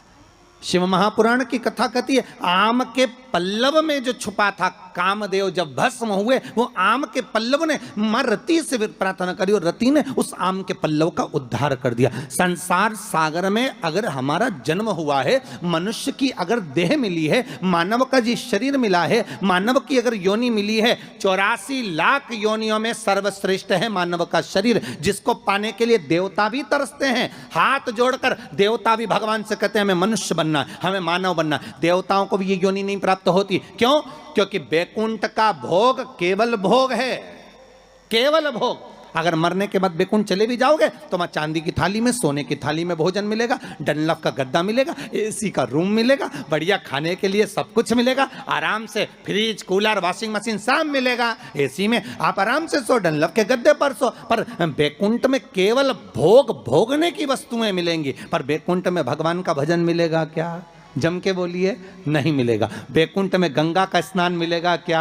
नहीं मिलेगा। बैकुंठ में शिव महापुराण की कथा मिलेगी क्या? नहीं मिलेगी। बैकुंठ में दान करने का मौका मिलेगा क्या? नहीं मिलेगा। बैकुंठ में भजन करने का मौका मिलेगा? नहीं मिलेगा। बैकुंठ में ना तो भजन मिलेगा, ना कीर्तन मिलेगा, ना नाम जाप मिलेगा, ना गंगा का स्नान मिलेगा। बैकुंठ में ना तीर्थ मिलेगा। बैकुंठ में अगर मिलेगा तो एक एसी का रूम मिलेगा, डनलप का गद्दा मिलेगा, सोने की थाली में भोजन मिलेगा, 2-4 दासियां तुम्हारा पंखा झेलेगी, पांव दबाने वाले मिलेंगे, इससे ज्यादा कुछ नहीं मिलेगा। बैकुंठ में लोग कहते हैं भगवान विष्णु मिलेंगे क्या? तो भगवान विष्णु से किसी ने पूछा तुम बैकुंठ में रहते हो? भगवान विष्णु कहने लगे मुझे तो फुर्सत ही नहीं, जहां कथा होती मैं तो वहां चले जाता। जब बैकुंठ अधिपति कथा सुनने के लिए पितरों के धाम में जाते हैं, कथा सुनने के लिए पांडतारा आ जाते हैं, कथा सुनने के लिए गंगा के घाट चले जाते हैं, तो भगवान कह रहे हैं बैकुंठ में फिर मनुष्य क्यों चाहता है बैकुंठ जाने के लिए? लक्ष्मी जी से पूछा तुम रहती हो क्या बैकुंठ में? लक्ष्मी जी बोली मैं जहां नारायण मां में, मैं क्या करूं बैकुंठ में? तो फिर बैकुंठ में क्या है? तो लक्ष्मी जी बोली 3 स्टार होटल, 5 स्टार होटल, आराम से रहो, खाओ पियो, मौज करो। और जब तुम्हारा पुण्य खत्म हो जाए, जैसे ही पुण्य खत्म वैसे ही धक्का मार के फेंक दिया। जैसे जब तक जेब में पैसा है तो होटल के अच्छे से अच्छे रूम में, खूब कुंभ के मेले में होटल बुक करो, खूब इलाहाबाद में, प्रयागराज में खूब प्रेम से रहो। और जब जेब में पैसा खत्म तो होटल वाला भी कह देगा निकलो, बाहर निकलो। तो होटल वाले से क्योंकि हमने 1 महीने का पैसा दिया था, 2 दिन तो ज्यादा रह जाने दे, 2 दिन क्या 24 घंटा ज्यादा नहीं रहने देगा। पैसा खत्म तो निकल कर बाहर जाओ, पैसा हो जमा करो, फिर रूम में रहो। उसी तरह बैकुंठ में जितना पुण्य है उसके बल पे रह लो, जैसे ही पुण्य समाप्त, चलो पांडे तारा वापिस पहुंच जाओ प्रतापगढ़। फिर कहोगे तुम जानते नहीं हो, हमने सियोर वाला महाराज के मुंह से शिव महापुराण की कथा सुनी तो बहुत बड़ा पुण्य कमाया। तो भगवान विष्णु बोले पुण्य तो कमाया पर खत्म भी तो हो गया, वापिस जा नीचे बैटरी चार्ज करके आ, वापिस जा, फिर कथा सुन। बड़ी मुश्किल से मिलता है ये मनुष्य का, मिलेगा। बैकुंठ चाहोगे तो मिल जाएगा, पर भोग करने के लिए मिलेगा। उसमें केवल आप भगवत भजन नहीं कर सकते, आप उसमें दान नहीं कर सकते। बैकुंठ में कोई तुम्हारे सामने हाथ फैलाकर भिक्षा मांगने नहीं आएगा। कोई बैकुंठ में तुमसे ये नहीं कहेगा कि तुम गौ माता के लिए दान दो, या तुमसे ये नहीं कहेगा कि वृद्धाश्रम के लिए दान दो, या तुमसे कोई ये नहीं कहेगा कि मंदिर निर्माण के लिए दान दो। बैकुंठ में तो तुम केवल भोग भोगोगे, और उसके बल पर भोगोगे जो तुमने दान करा, जो पुण्य करा, जो सत्कर्म करा।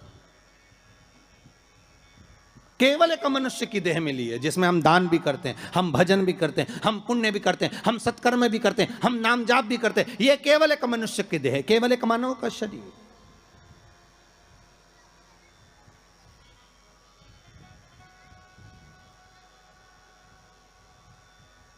इसके सिवाय कहीं सुख नहीं।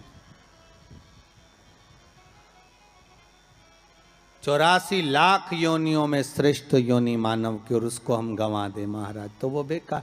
आम के पल्लव के लिए रति आकर कहती है। संसार वासियों से हमारा यही निवेदन है कि आप किसी के लिए कुछ नहीं कर सकते तो कम से कम फोन लगाकर इतना तो कह सकते हो, कथा आ रही है, टीवी चैनल पर चल रही है, 4 बजे से 7 बजे तक चल रही है, जरूर सुनना। कोरोना महामारी चल रही है, कम से कम कथा सुनकर इस हृदय को विल पावर मजबूत होगा, कथा सुनकर अपने को एनर्जी प्राप्त होगी, कथा सुनकर हम आद्य शक्ति जगदम्बा का आराधना कर सकते हैं, कथा को सुनकर ये नवरात्रे में शंकर की कथा का अनुमोदन कर कर इस कोरोना महामारी से हम लड़ सकते हैं, इसको भगा सकते हैं। क्योंकि अपने भीतर का पावर प्रबल होना चाहिए। आधे से ज्यादा लोग हॉस्पिटल में इसलिए मर रहे हैं क्योंकि उनको भय लग रहा है, कोरोना लग गया, कोरोना लग गया। बेचारा अच्छा भी हो गया तो भी मर जा रही है।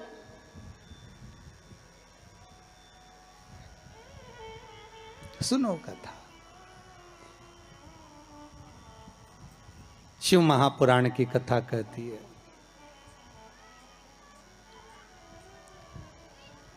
उस कलश पर आम के पल्लव शिव का वर है। किसका वर है ये? शंकर का। 11 आम के जो पत्ते जिस डाली में लगे होते हैं, वो डाली कोमल सी डाली, 11 टुकड़े महाराज एक कच्चे सूत से लपेटकर 11 बार उसका भाग, जब उसको लपेट लोगे इस तरह से इकट्ठा करके, आगे का जो भाग है 11 बार कच्चा सूत लपेटने के बाद जो भाग पीछे का आगे का कोई भी हो, उसको शहद में डुबाकर शिव जी को समर्पित कर दो। किस जगह पर रखना है? अशोक सुंदरी वाली जगह। अशोक सुंदरी की जगह जानते हो आप लोग, पहले भी आपको बताया है, आज फिर आपको वर्णन कर दें। जैसे ये गोल जलाधारी है, ये शिवलिंग रखा है, ये 2 जहां से पानी बह रहा है बाबा के चरणारविंद, राइट में श्री गणेश जी का स्थान, लेफ्ट में कार्तिकेय का स्थान, बीच में अशोक सुंदरी की जगह। शंकर भगवान की 6 लड़कियां हैं। भगवान शंकर के 13 बच्चे, 13 बच्चों में से 6 लड़कियां, उस 6 लड़कियों में से एक लड़की का स्थान, भगवान शंकर की एक बेटी का स्थान, अशोक सुंदरी का स्थान सामने। पद्म पुराण में स्पष्ट किया ये स्थान अशोक सुंदरी का।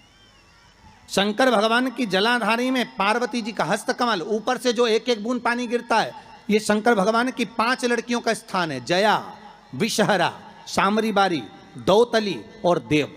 शंकर भगवान की 5 लड़कियां भगवान शंकर के मस्तक पे जल की धार गिरा रही हैं। बीच में जो अशोक सुंदरी का स्थान है महाराज, उस जगह पर शहद का मुख, जो शहद आपने भिंगोया है, उस शहद का मुख शंकर जी की ओर कर कर इसी चैत्र के महीने में, इन्हीं नवरात्रि में शंकर भगवान के उस अशोक सुंदरी की जगह पर शहद का भाग शिव जी की ओर रख दें। महाराज अगर घर में संपदा की कमी हो या कोई पैसा खा गया हो, रुपया नहीं दे रहा हो, पैसा अटक गया हो, तो उस शहद को शिव जी की ओर मुख कर कर उस आम के पल्लव की जो डंडी है उसको 11 डंडी को वहां रख दीजिए और उससे अपनी कामना कर कर आ जाइए। हो सके उस शहद में से थोड़ा सा शहद किसी रुमाल पर, किसी कपड़े में लगाकर उसको रख लीजिए। जिस व्यक्ति से पैसे लेना है, जिस व्यक्ति से पैसे मांग रहे हो, उससे एक बार जाकर मिल लीजिए, एक बार उसको खबर कर दीजिए। बाबा चाहेगा भोलेनाथ तो नवरात्रि में ही पैसा वापिस आ जाएगा, अगर शिव कृपा कर दे। ये बाबा की करुणा। आम का पल्लव कोई साधारण नहीं जिसको कलश के ऊपर रखा जाता है, शिव की कृपा। जिस आम के पेड़ पर स्वयं कामदेव चढ़कर भगवान शंकर के तीसरे नेत्र द्वारा जलकर भस्म हो जाते हैं, वो आम का पेड़ साधारण नहीं हो सकता।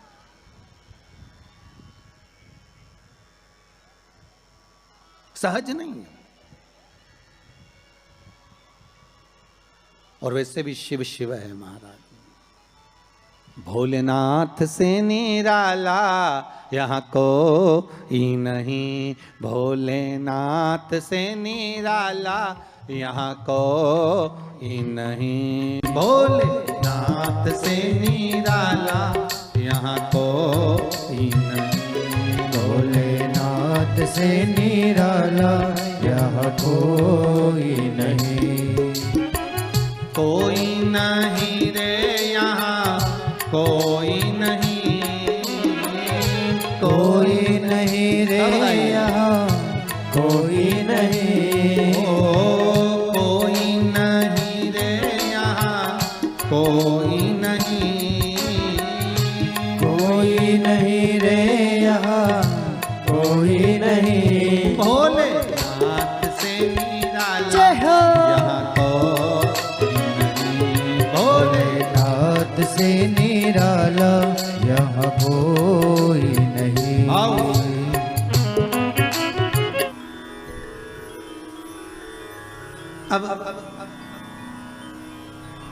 आम के पल्लव को बाबा ने विराजमान किया।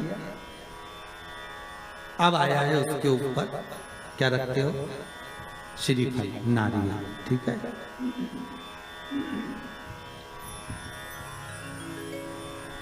नारियल कौन, अब उसका भी प्रसंग शिव महापुराण में, स्कंद पुराण में बड़ा सुंदर है, ठीक है। भगवान शंकर और पार्वती विराजमान है कैलाश पर्वत पर।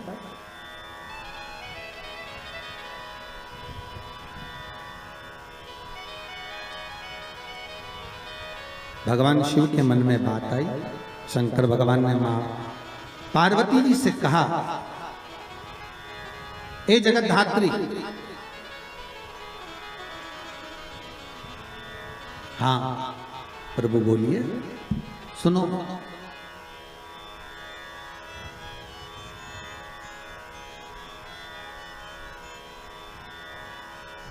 पार्वती जी का एक नाम है हेमलता। क्या नाम है? हेमलता। कई लोगों ने पूछा कि ये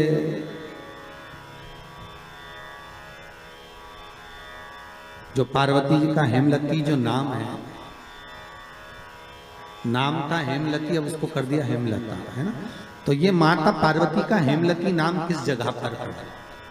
तो देवी भागवत में आता है कि जिस जगह पर शंकर भगवान ने पार्वती से एक बात कही कि हमारा मन है कि हम दोनों बालकों की परीक्षा लें, और पार्वती जी ने जब भगवान शिव से कहा कि बच्चों की परीक्षा क्यों लें, संतान अपनी है और इनकी परीक्षा हम क्यों लें, किस लिए?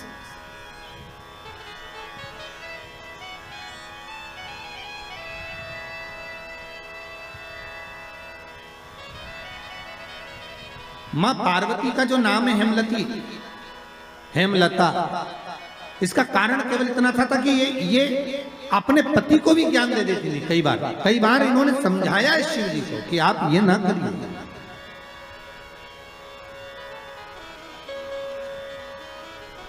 आप मत करो परीक्षा, मत करो। पर शिव तो शिव थे, बुला लिया कार्तिकेय को, गणेश जी को बुलाकर कहा, बुलाकर बोले, जो पृथ्वी की परिक्रमा पहले कर कर आए वो प्रथम गिनती में पूजा जाएगा, प्रथम भाग उसको पूज्य करते हैं, ठीक है। जाओ परिक्रमा कर कर आओ। अब गणेश जी महाराज बैठ गए चूहे पर, कार्तिकेय बैठ गए मोर पर। अब कार्तिकेय घर के बड़े थे, उनको ये बात ध्यान में थी, उनको ये बात का ज्ञान था। तो कार्तिकेय जी ने कहा, अगर माता पिता का कहना नहीं मानेंगे तो अच्छा नहीं लगेगा। तो कार्तिकेय जी तुरंत मोर पर चढ़कर और परिक्रमा करने निकल गए। अब गणेश जी तो चूहे को बुलाए, फिर चूहा भग गया, फिर पकड़ के लाए, फिर चूहा भग गया।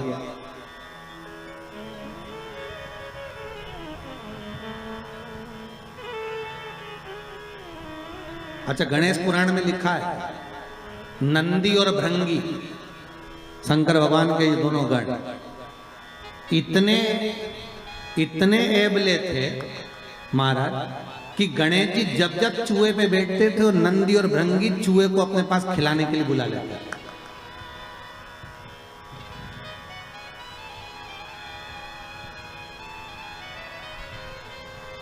इनकी आदत थी दोनों की। अब जैसे ही परिक्रमा की बारी आई तो गणेश जी को, जैसे ही गणेश जी चूहे को बुलाए और नंदी भृंगी चूहे के सामने थोड़ा सा सामान डालते, चूहा अब बड़ी तकलीफ। गणेश जी को लगा कि आखिर कारण क्या है। तो गणेश जी ने देख लिया कि ये नंदी भृंगी ने करी है हरकत, तो नंदी भृंगी को देखकर कह दिया, आप नंदीश्वर, ये अच्छी बात नहीं है, आप मेरा चूहा बार बार बुला लेते हो, तो तुम ले जाओ चूहे को, जा। अब उन्होंने चूहे पर बैठ गए, बैठकर जैसे चले शंकर जी के पास में, तो शिव जी को प्रणाम कर कर कहा, पिताजी परिक्रमा करने जा रहा हूं। शंकर बोले जा। अब इनको क्या मालूम था कि यहीं लगा लेगा।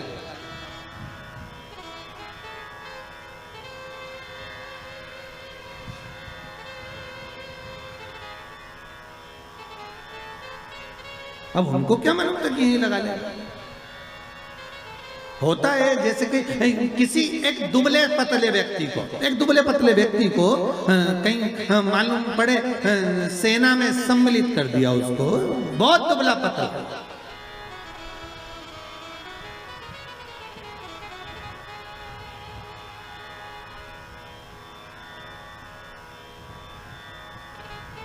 और उससे कहा जाए तो अफगानिस्तान की ओर से लड़ेगा, ले ये गोला बम का और ले जा, और उसने कहा मेरे में इतना जुनून है कि मैं पूरे देश को उड़ा दूंगा और अफगानिस्तान को जिता दूंगा। और मालूम पड़े उसको भेज दिया और इतना बड़ा बम देके भेजा, और मालूम पड़े जैसे ये बॉर्डर पे पहुंचा और तेजी से हवा चल गई तो घूम गया, मालूम पड़े वही उठाकर अफगानिस्तान पर फेंक दिया। अब जिस सेना से लड़ रहा था उसी सेना को निपटा दिया। अब सोचने में सब पड़ गए कि क्यों रे तुझे लड़ने के लिए वहां भेजा था, बम फेंकना था वहां, तो क्या गलती मेरी थोड़ी ना, बम तो मैं वहीं के लिए लेकर गया था पर हवा गलत चल गई, उसने उड़ाकर मुंह इधर कर दिया तो बम इधर चल गया। गणेश जी से पूछा कि तुमको भेजा था कि तुम पृथ्वी की परिक्रमा करने जाओ, तो तुम ये क्या कर रहे हो? गणेश जी बोले पिताजी शांत रहिए और परिक्रमा लगाने दीजिए। और परिक्रमा लगाई गणेश जी महाराज ने, एक नहीं 3, और 3 परिक्रमा लगा के सामने खड़े हो गए। पिताजी वर दीजिए। पिताजी ने पूछा काय का वर? पृथ्वी की परिक्रमा करके आया। शंकर भगवान बोले बता मेरे आजू बाजू घूम लिया और क्या पृथ्वी की परिक्रमा करिए।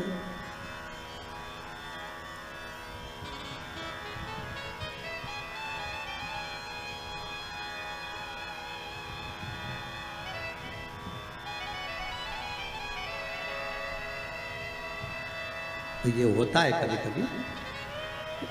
रामचरितमानस में केवट का चरित्र आता ना, केवट ने राम जी को नाव में बिठाया, या घाट से लेके चले वह घाट पर जाए, वह घाट से वापस घुमा के ये घाट पे ले आए, इस घाट से उस घाट पे ले जाए, उस घाट से इस घाट पे ले जाए, बड़ा बार बार घुमा दिया वो नाव को। अच्छा केवट की नाव जो अच्छी नाव थी वो तो भगवान ने छोड़ दी थी, वो केवट की नाव में बैठे तो वो नाव भी ऐसी थी उसमें बीच में छेद था, और लक्ष्मण जी ने कहा भी था भैया इसकी नाव में मत बैठो छेद है। राम जी बोले कितना दयालु है बेचारा, कैसा सीधा साधा एकांत में बैठा, इसी की नाव में बैठूंगा मैं तो बस बैठूं। लक्ष्मण जी ने मना भी करा, और जैसे ही लक्ष्मण जी ऊपर चढ़े तो केवट ने अपना पिछोड़ा उतार के दे दिया, लो लक्ष्मण भैया। लक्ष्मण जी ने पूछा यह काय के लिए? कि नाव में छेद है, पानी भराएगा तुम भरते जाना निचोड़ते जाना। अब लक्ष्मण जी वो पानी को बार बार निचोड़ रहे बार, और वो नाव को घुमाते जा रही है यहाँ से वहां, बार बार इधर जाए उधर। तो इतने में सबसे ज्यादा गुस्सा किसको आना चाहिए बोलो? लक्ष्मण को आना चाहिए ना, कि बता हम तो निचोड़ के मर जाए। लक्ष्मण जी को जो क्रोध आया तो न राम जी को देखा, और राम जी लक्ष्मण जी की बात को जान गए, तो राम जी लक्ष्मण जी की बात को जानकर उन्होंने केवट से कहा केवट जी प्रभु ये घाट से वो घाट से ये घाट 10 चक्कर लगा दिए, हम थक गए, पार क्यों नहीं उतारता? केवट बोला वाह प्रभु तुम 10 चक्कर में थक गए, हमें 84 के चक्कर में पड़ो, हम नहीं थके। राम जी बोले बहुत बेकार है, इससे मुंह मिलाना ही बेकार। राम जी नीचे बैठ गए। राम जी ने लक्ष्मण को इशारे में बोला तू बोल ले, और लक्ष्मण जी उठ के खड़े हो गए, धनुष को बाण लेकर रुक जा, अभी तेरे प्राणों को हरता हूं, अभी प्राणों को हरता हूं तेरे। क्या समझता है तू? परेशान कर रखा है, पार क्यों नहीं करता? इतने में केवट बोले ए भैया लक्ष्मण क्रोध तो दिखाना मत, और ये समझना मत कि हम तुम्हें पहचानते नहीं है, तुम पूर्व में शेषनाग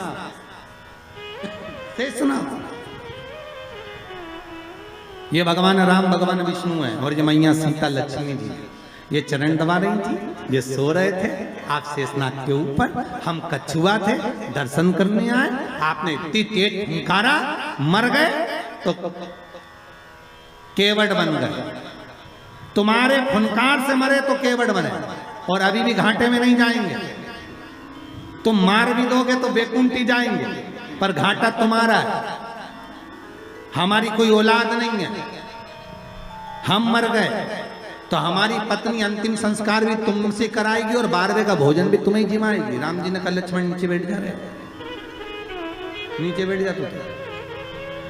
तब माता सीता ने कहा लक्ष्मण भाई केवट भैया पार उतारो। तब पार उतार तो यहाँ कोई प्रसंग है। अब परिक्रमा लगा कर आकर खड़े होकर के आशीर्वाद दे दो। तो पूछा आशीर्वाद क्यों? तो कहा प्रभु हमने परिक्रमा करी। तो शंकर भगवान बोले आजू बाजू घूम लिया और क्या परिक्रमा कर ली, इसको कोई परिक्रमा करता है? गणेश जी बोले और नहीं तो माता पिता में आकाश, माता पिता में पाताल, माता पिता में पृथ्वी, सब तो माता पिता में ही और सब माता पिता में, इसलिए आपकी लगा ली सबकी हो गई। शंकर जी खुश हो गए, शंकर जी ने आशीर्वाद दे दिया। अच्छा बच्चों पर माँ बहुत देर में खुश होती है पर पिता तुरंत पर्स खोल के 500 का नोट दे तो जा। माता और पिता में अंतर है। मम्मी पहले पूछेगी काय के पैसे चाहिए, ट्यूशन के, तो ट्यूशन के पैसे मैं दे दूंगी, पहले ट्यूशन वाली मिस का फोन तो आन दे मैडम का। मम्मी तू बार बार पास फोन का इंतजार कर दी, मैडम मेड से बोली पैसे लेके आना, मत दे। पापा के पास, पापा हाँ बेटा 500 रुपए चाहिए, काय के लिए? मैडम ने मंगा ये। मम्मी भी माता को जा रहे 50 बार बोल दिया इसको पैसे मत दिया करो, बच्चा बिगड़ जाएगा, पहले मुझसे तो पूछा करो। इतने में पति पत्नी से बोला अरे ओ जगदम्बा कितनी बात पूछो तुझसे, तू शांति रख, मैंने दे दिया ना 500, देख लेंगे जो होगा। तो शंकर भगवान ने तुरंत वर दे दिया, प्रथम गिनती में तुम गिने जाओगे तथास्तु। पार्वती जी को तो मालूम ही नहीं पड़ा कि कब वर दे दिया, नहीं तो पार्वती जी तो खड़ी हो जाएगी। अब आ गए कार्तिक। कार्तिकेय ने आकर कहा दंडवत करता हूं पिताजी, प्रणाम, हम तुम्हें देवताओं की सेना के सेनापति बनाते हैं। कार्तिकेय की आंख से अश्रु बहे। देवताओं की सेना के सेनापति? क्या मैं प्रथम गिनती में नहीं आऊंगा? नहीं। क्यों? गणेश जी ने प्रथम गिनती में आ गए, गणेश जी ने परिक्रमा कर ली। किसकी करी? हमारी। पिताजी आपने कहा था पृथ्वी की परिक्रमा कर कर जो आएगा प्रथम गिनती में गिना जाएगा, तो पहली परिक्रमा पृथ्वी की तो मैंने करी, फिर गणेश ने नहीं। पार्वती जी उड़ गई। क्या बात है कार्तिकेय? कार्तिकेय ने कहा माँ पिताजी ने गलत निर्णय दे दिया। क्या गलत निर्णय दिया? गणेश जी को प्रथम गिनती में दे दिया और मैं परिक्रमा कर कर आया, सारी बात मालूम पड़ गई कि गणेश जी ने चूहे पर बैठकर शंकर पार्वती की परिक्रमा करी, ये हुआ वो हुआ, सब मालूम पड़ गया। पार्वती मैया की आंख में से आंसू बहने लगा। पार्वती उठकर खड़ी होकर शंकर भगवान से बोली प्रभु बहुत भोले हो आप, इसलिए आपका नाम भोला शंकर है, बहुत भोले। एक बेटे को भेज दिया पृथ्वी की परिक्रमा करना और दूसरे बेटे ने आपकी परिक्रमा करी और आपने उसे वर प्रदान कर दी। इतने भोले।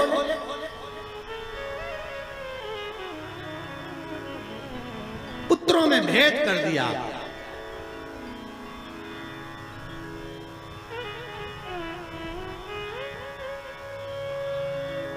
पिता भले कह देता है, बाप कह देता है मेरा बड़ा बेटा थोड़ा समझदार है, मेरा छोटा बेटा ऐसा है, मेरा मंझला बेटा ऐसा है, पिता कह देगा।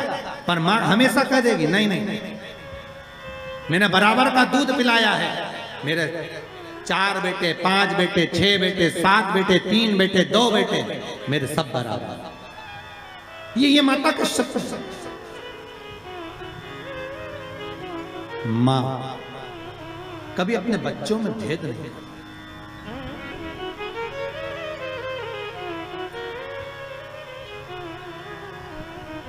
पूत कपूत सुने हैं पर ना माता सुनी कुमाता।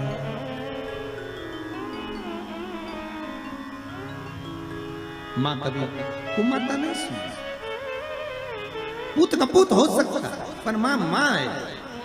जगत जननी मां पार्वती खड़ी हो गई और इस कथा से बहुत सीखने को मिलता है। सर शिव महापुराण का ये चरित्र बहुत सिखाने के लिए है कि माता पिता की दृष्टि में कभी बच्चों के प्रति भेद न करना।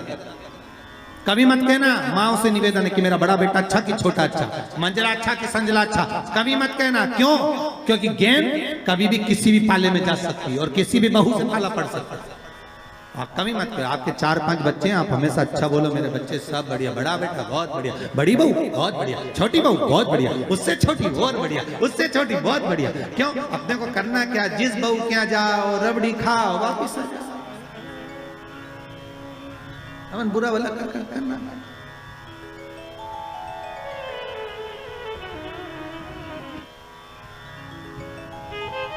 सब जैसे शंकर भगवान कहाँ रहते हैं? जम के बोलिए शमशान। शमशान शिव जी का धाम, जहां पर सबकी शान सम है, उसी का नाम शमशान है। शमशान में जो जाता है वो राख का ढेर बन जाता, राख का ढेर।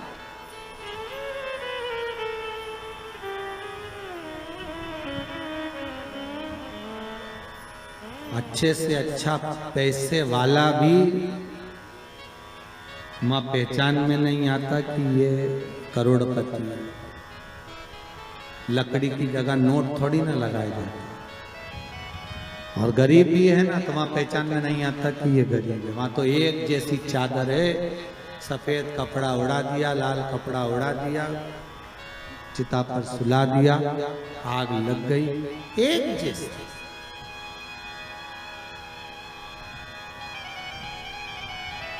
कपड़े में भले चमक ना हो, पर चेहरे की चमक बता देती है कि ये कौन है। फिर वही बात कहूंगा, क्रीम की चमक 15 दिन, 20 दिन, 1 महीने रहेगी, पर अच्छे कर्म की चमक जीवन पर्यंत रहेगी।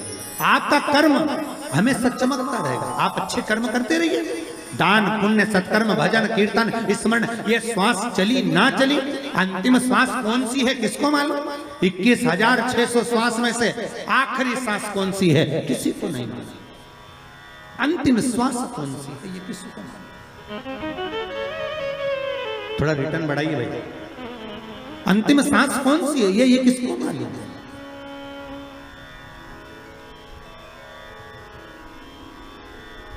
किसने देखी कि आखिरी श्वास कौन सी है हमारी? बस श्वास श्वास में राम कहो और वृथा जन्म मत खोए, ना जाने इस श्वास का फिर आवन होए ना। 21,600 श्वास जो मनुष्य के शरीर से प्रतिदिन निकल रही है, हर श्वास को ऐसे भजना भगवान का नाम कि अंतिम कौन सी हो। दान पुण्य संकीर्तन स्मरण अपने हाथों से कर लिया। पार्वती जी ने कहा ये आपने श्रेष्ठ नहीं किया। पार्वती जी बोली मुझे अच्छा नहीं लगा आपने निर्णय जो दिया। क्या चाहती हो पार्वती? पार्वती जी कहती हैं आज मुझे एक वर देना पड़ेगा। बोलिए क्या वर चाहिए? भोलेनाथ मुझे वर ये चाहिए कि आज के बाद आपकी कोई परिक्रमा ही ना हो। मुझे वर दे दो कि शंकर की परिक्रमा कभी नहीं होगी।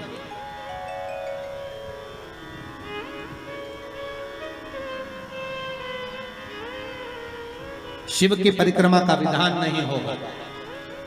शंकर भगवान ने पार्वती को तथास्तु कह दिया।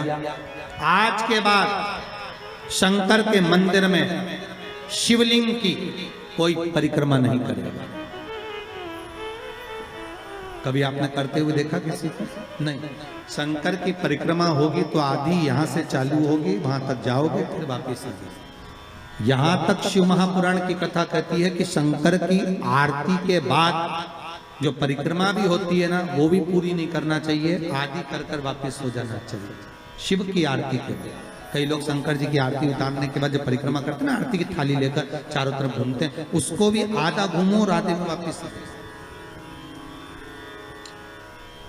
शिव परिक्रमा करना वर दीजिए। आप वर प्रदान करो, हमें वर दे दो। पार्वती मैं तुझे वर देता हूं कि शिव की परिक्रमा आप कोई नहीं करे। और अगर शंकर की परिक्रमा कोई भूल से भी करेगा तो उसको दोष लगेगा, उसका पुण्य छिन्न होगा। इसलिए शंकर की परिक्रमा लोग नहीं करते, क्योंकि उनने जो दान करा, पुण्य करा, सत्कर्म करा, भजन करा, कीर्तन करा, उसका पुण्य धीरे धीरे धीरे धीरे समाप्त होते चले जाता है, उस पुण्य की छिन्नता होती है।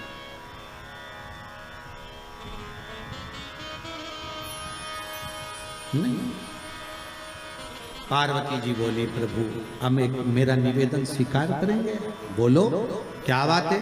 पार्वती जी बोलती हैं आपने गणेश जी को प्रथम पद दिया है, तो इस कार्तिकेय को भी प्रथम पद प्रदान करिए।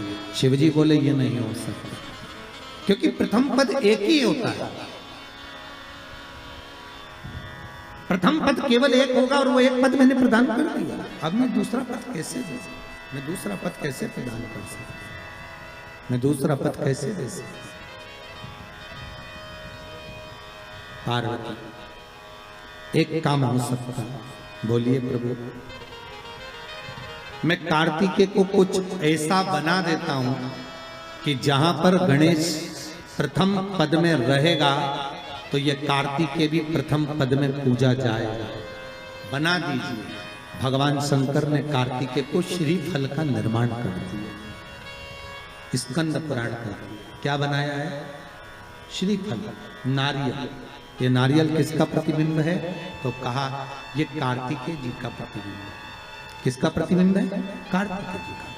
तो गणेश जी की पूजन जो कलश के रूप में होती है तो उसके ऊपर जो श्रीफल रखाता है वो स्कंद देव है, कार्तिकेय है, वो स्कंद देव, वो कार्तिकेय।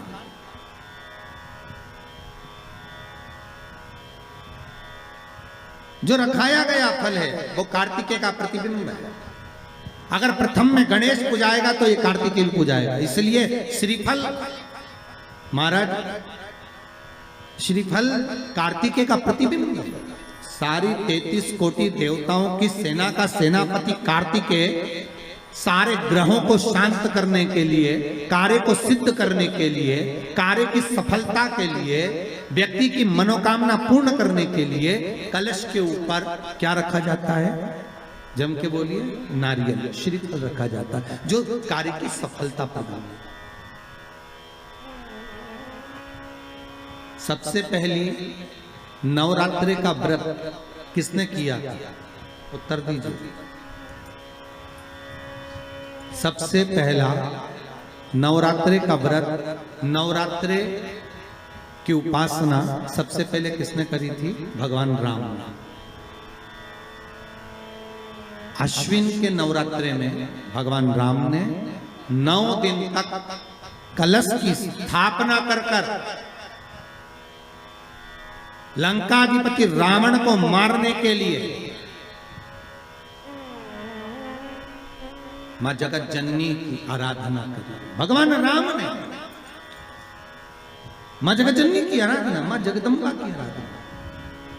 और कहते हैं मेरे राम ने प्रतिदिन मां आद्यशक्ति को निमंत्रण दिया और मां जगत जननी से विनती निवेदन कर कहा कि आपको प्रतिदिन आना पड़ेगा। इसलिए देवी भागवत में लिखा है कि नवरात्रि में एक दिन, जैसे प्रतिपदा है, पहला दिन है तो एक कन्या का पूजन करो, द्वितीया है तो 2 कन्या का पूजन करो, तृतीया है तो 3 कन्या का पूजन करो, चतुर्थी है तो 4 कन्या का पूजन करो, पंचमी है 5 कन्या का पूजन करो, छठ है 6 कन्या का पूजन करो, सप्तमी है 7 कन्या का पूजन करो, अष्टमी है 8 कन्या का पूजन करो, नवमी है, जम के बोलो, 9 कन्याओं का पूजन करो।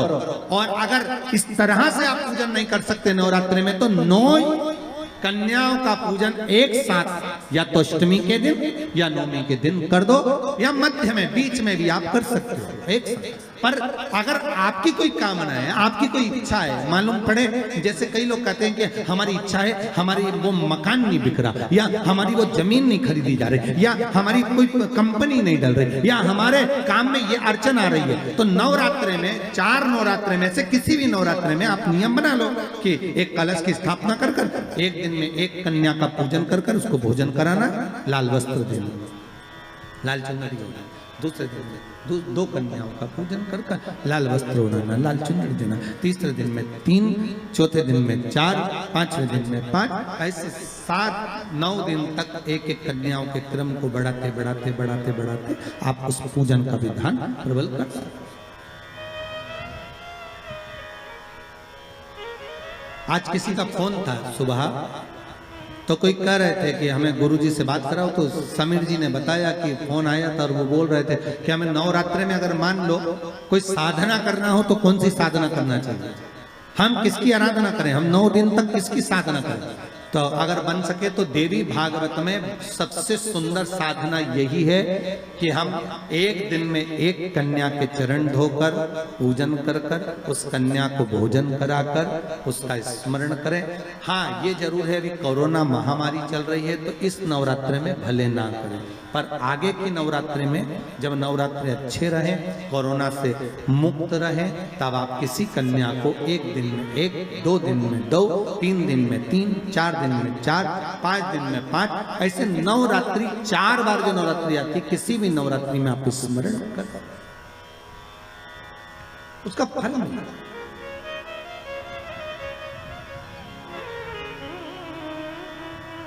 जैसे बेलपत्री का किया गया दान छिन्न नहीं माना गया। किस चीज का दान? जम के बोलिए जरा। बेलपत्री। बेलपत्री का किया गया दान छिन्न दान नहीं है, समाप्ति नहीं होती। बेलपत्री अगर आपने कोई आपसे कहा जी जी तुम्हारे यहाँ बेलपत्री लगी है, जरा 8-10 दे दोगी क्या? बिल्कुल। और उससे कहो बेलपत्र तू मत तोड़, हम तोड़ कर देते, और अपने हाथ से बेलपत्र निकाल कर उसको दो दान। ये छिन्न दान नहीं है, ये समाप्त नहीं होता। ये बेलपत्र का दान अविरल दान बढ़ता है।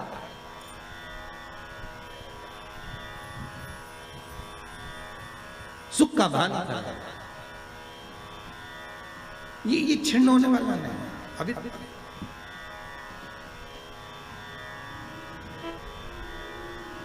सारी पुराणे, सारे शास्त्र 7 पीढ़ी को तार देते हैं। शिव महापुराण के लिए स्कंद पुराण में कहा ये 71 पीढ़ी को तार देती है। 71 पीढ़ी तर जाती है मात्र एक बार शिव शंकर की कथा का स्मरण करने पर, शिव महापुराण को श्रवण करने पर 71 पीढ़ी।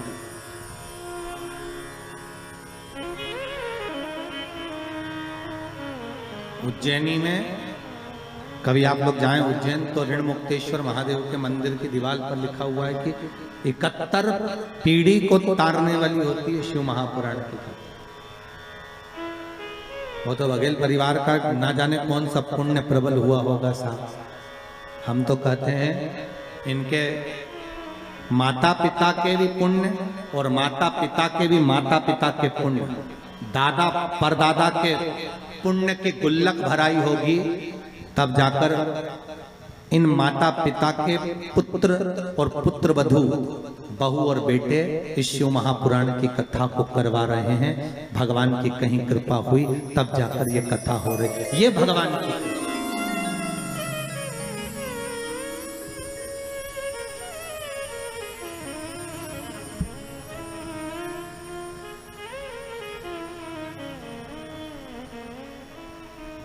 प्रभु की कृपा बिना नहीं हो सकती।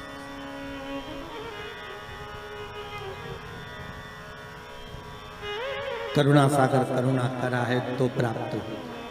कथा आती है, देवराज नाम का ब्राह्मण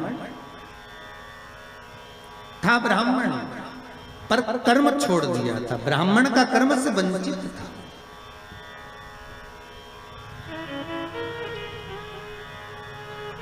चोरी का धन लेकर आता,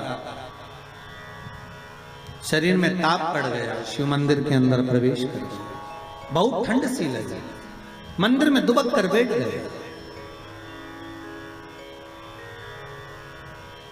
अब मंदिर में जाकर बैठे तो थोड़ी थोड़ी देर में एक शिव महापुराण का वाचन एक पंडित जी कर रहे थे। थोड़ी थोड़ी देर में चिल्लाकर बोलते थे हर हर महादेव। अब जैसे पंडित जी चिल्लाते हर हर महादेव, ये कानों को बंद कर लेता। भगवान कहां फंस गया।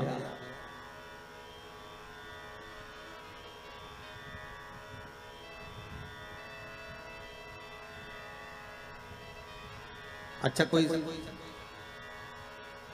शिव महापुराण की कथा भी पुराण की कथा ही है। शंकर की कथा में जितने भी आते हैं सब गणों से कम थोड़ी ना। शंकर वाचने, शिव पुराण को वाचने वाले भी शिव, और शंकर के साथ रहने वाले भी गण ही हैं, और जितने श्रोता वो भी शंकर ही हैं, तो सब शिव का ही तो स्वरूप है। अब इनको साधना, फिर कथा रस तत्व को श्रवण करना,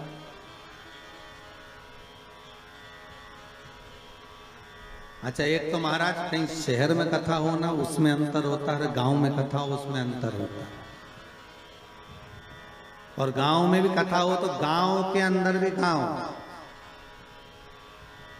और गांव के अंदर फिर गांव,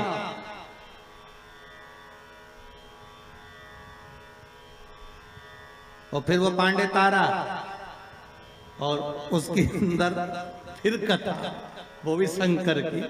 अच्छा जितने लोग आ रहे होंगे ना तुम लोग बाहर से गाड़ियां ले लेके तुम सोच तो रहे होगे कहाँ कथा।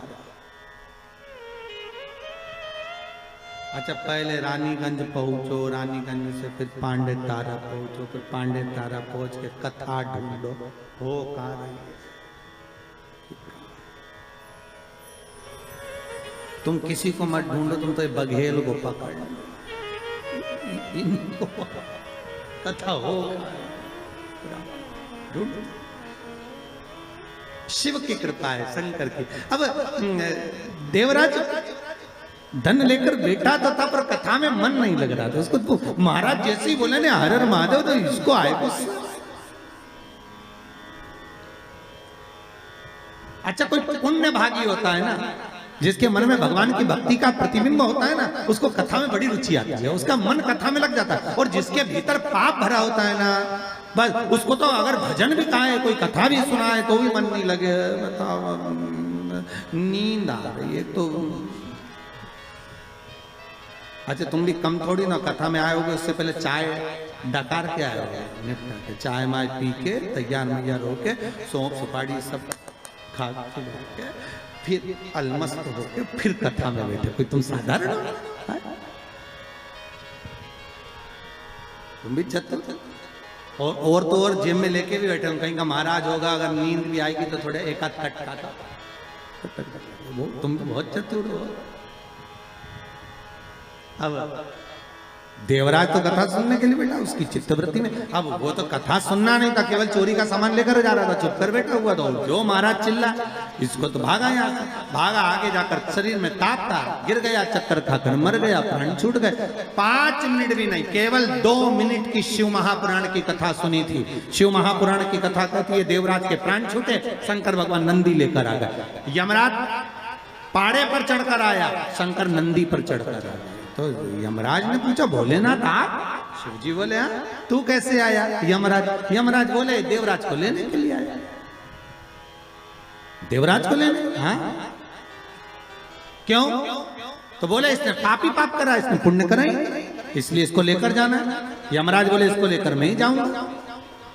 शंकर भगवान बोले इसने एक पुण्य करा है। क्या? 2 मिनट की शिव महापुराण की कथा सुनी। तो यमराज बोले 2 मिनट में कुछ होता है? तो शंकर भगवान बोले 2 मिनट में मैं तेरे को जहर की पुड़िया देता, देख निपटे कि नहीं निपटे। जब 2 मिनट में जहर खा के व्यक्ति मर सकता है तो 2 मिनट में शिव महापुराण कर सुनकर तर नहीं सकता। 2 मिनट में जहर खाया और मर गया तो 2 मिनट की शिव महापुराण। तो प्रभु 2 मिनट में क्या? शंकर भगवान बोले तो लिखा अभी देखे नहीं मरे तो ठीक। यमराज बोले कि तुम हमें निपटाने में तुले, तुम ये सोच रहे हो कि हम मर जाए। शंकर भगवान बोले या तो जहर खाकर सिद्ध कर दे कि 2 मिनट में मरा, या फिर सिद्ध ये कर दे कि ये 2 मिनट में तरा। तो यमराज बोले रेंदो दादा, हम तो अपने घर चले, तुम इसको ले जाओ। शंकर जी ने देवराज के प्राणों को लिया और नंदी पर बिठाया, और शंकर भगवान नंदी लेके डमरू बजाते बजाते कैलाश पे पहुंच गए। तो पार्वती जी ने पूछा किसको लिया है? शंकर भगवान बोले अपना भगत है। पार्वती जी बोली इतने कम है पांडे तारा, ये ढेर ये इतने कम थे और पकड़ के लिया। शंकर भगवान बोले ये तो मेरे भगत है। जो शंकर की कथा को श्रवण करता है, शिव महापुराण को दिल से सुन लेता है, शंकर कहते हैं वो बैकुंठ नहीं, शंकर कहते हैं मेरे कैलाश पर हमेशा रहता है, मेरे साथ में रहता है। वो सहज कहां हो सकता, ये मेरे अपने।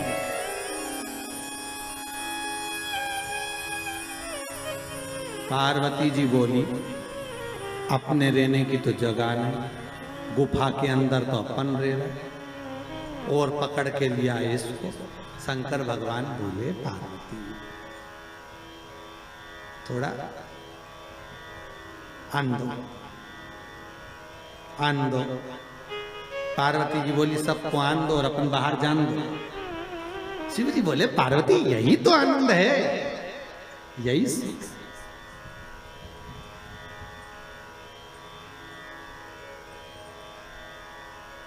पहले ऐसा होता था। आप लोगों को तो मालूम है कि नहीं मालूम, पर गांव में तो पहले ऐसा था, हमारे शहरों में भी था कि मेहमान आते थे वो अंदर सोते थे और घर के लोग बाहर। पहले से नहीं, चलो बाहर खटिया डालो सो।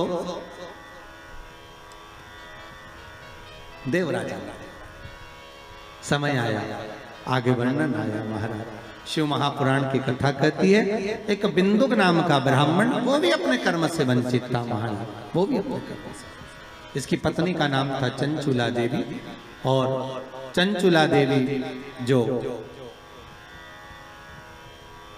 पति के प्राण पानी में डूबने से चले गए, बिंदु चंचुला शंकर की कथा सुनकर उसने भी अपने प्राणों को त्याग दिया। शिव जी के पार्वती की दासी बनकर रह रही थी, मन में शंकर की रुचि भाव था। पार्वती ने पूछ लिया तुम मौन क्यों, मुझे कथा सुना। पति का मुक्ति हो जाए, पति का मोक्ष हो जाए, प्रेत योनि से छूट जाए, उसके लिए क्या करा जाए। पार्वती जी ने कहा शिव महापुराण की कथा करवाओ। तुम रुका जी को जाकर निवेदन करा। तुम रुका जी ने शिव महापुराण की कथा का रसस्वादन कराया। आपको फिर निवेदन करूंगा, ये तुमरुक का नाम कोई साधारण नहीं। फिर कहूंगा जिस नारी का गर्भ ना ठेरता हो, सफेद आंकड़े की जड़ लाकर शंकर भगवान पर से 21 बार घुमाकर रजस्वला धर्म के 7वें दिन उस जड़ को शिव मंदिर में लाल धागे में बांध लो कमर में। और महाराज बाबा भोलेनाथ जी से विनय करो, बाबा चाहेगा तो 3-4 महीने में गर्भ ठेर ही जाएगा शिव की कृपा से। तुम रुका जी का नाम लेकर सफेद आंकड़े की जड़ को जो बांध लेता है उसका गर्भ ठेर भगवान शिव। तुमरुका नाम कोई साधारण नहीं है, कई रोगों को मिटाने वाला नाम है तुमरुका जी का।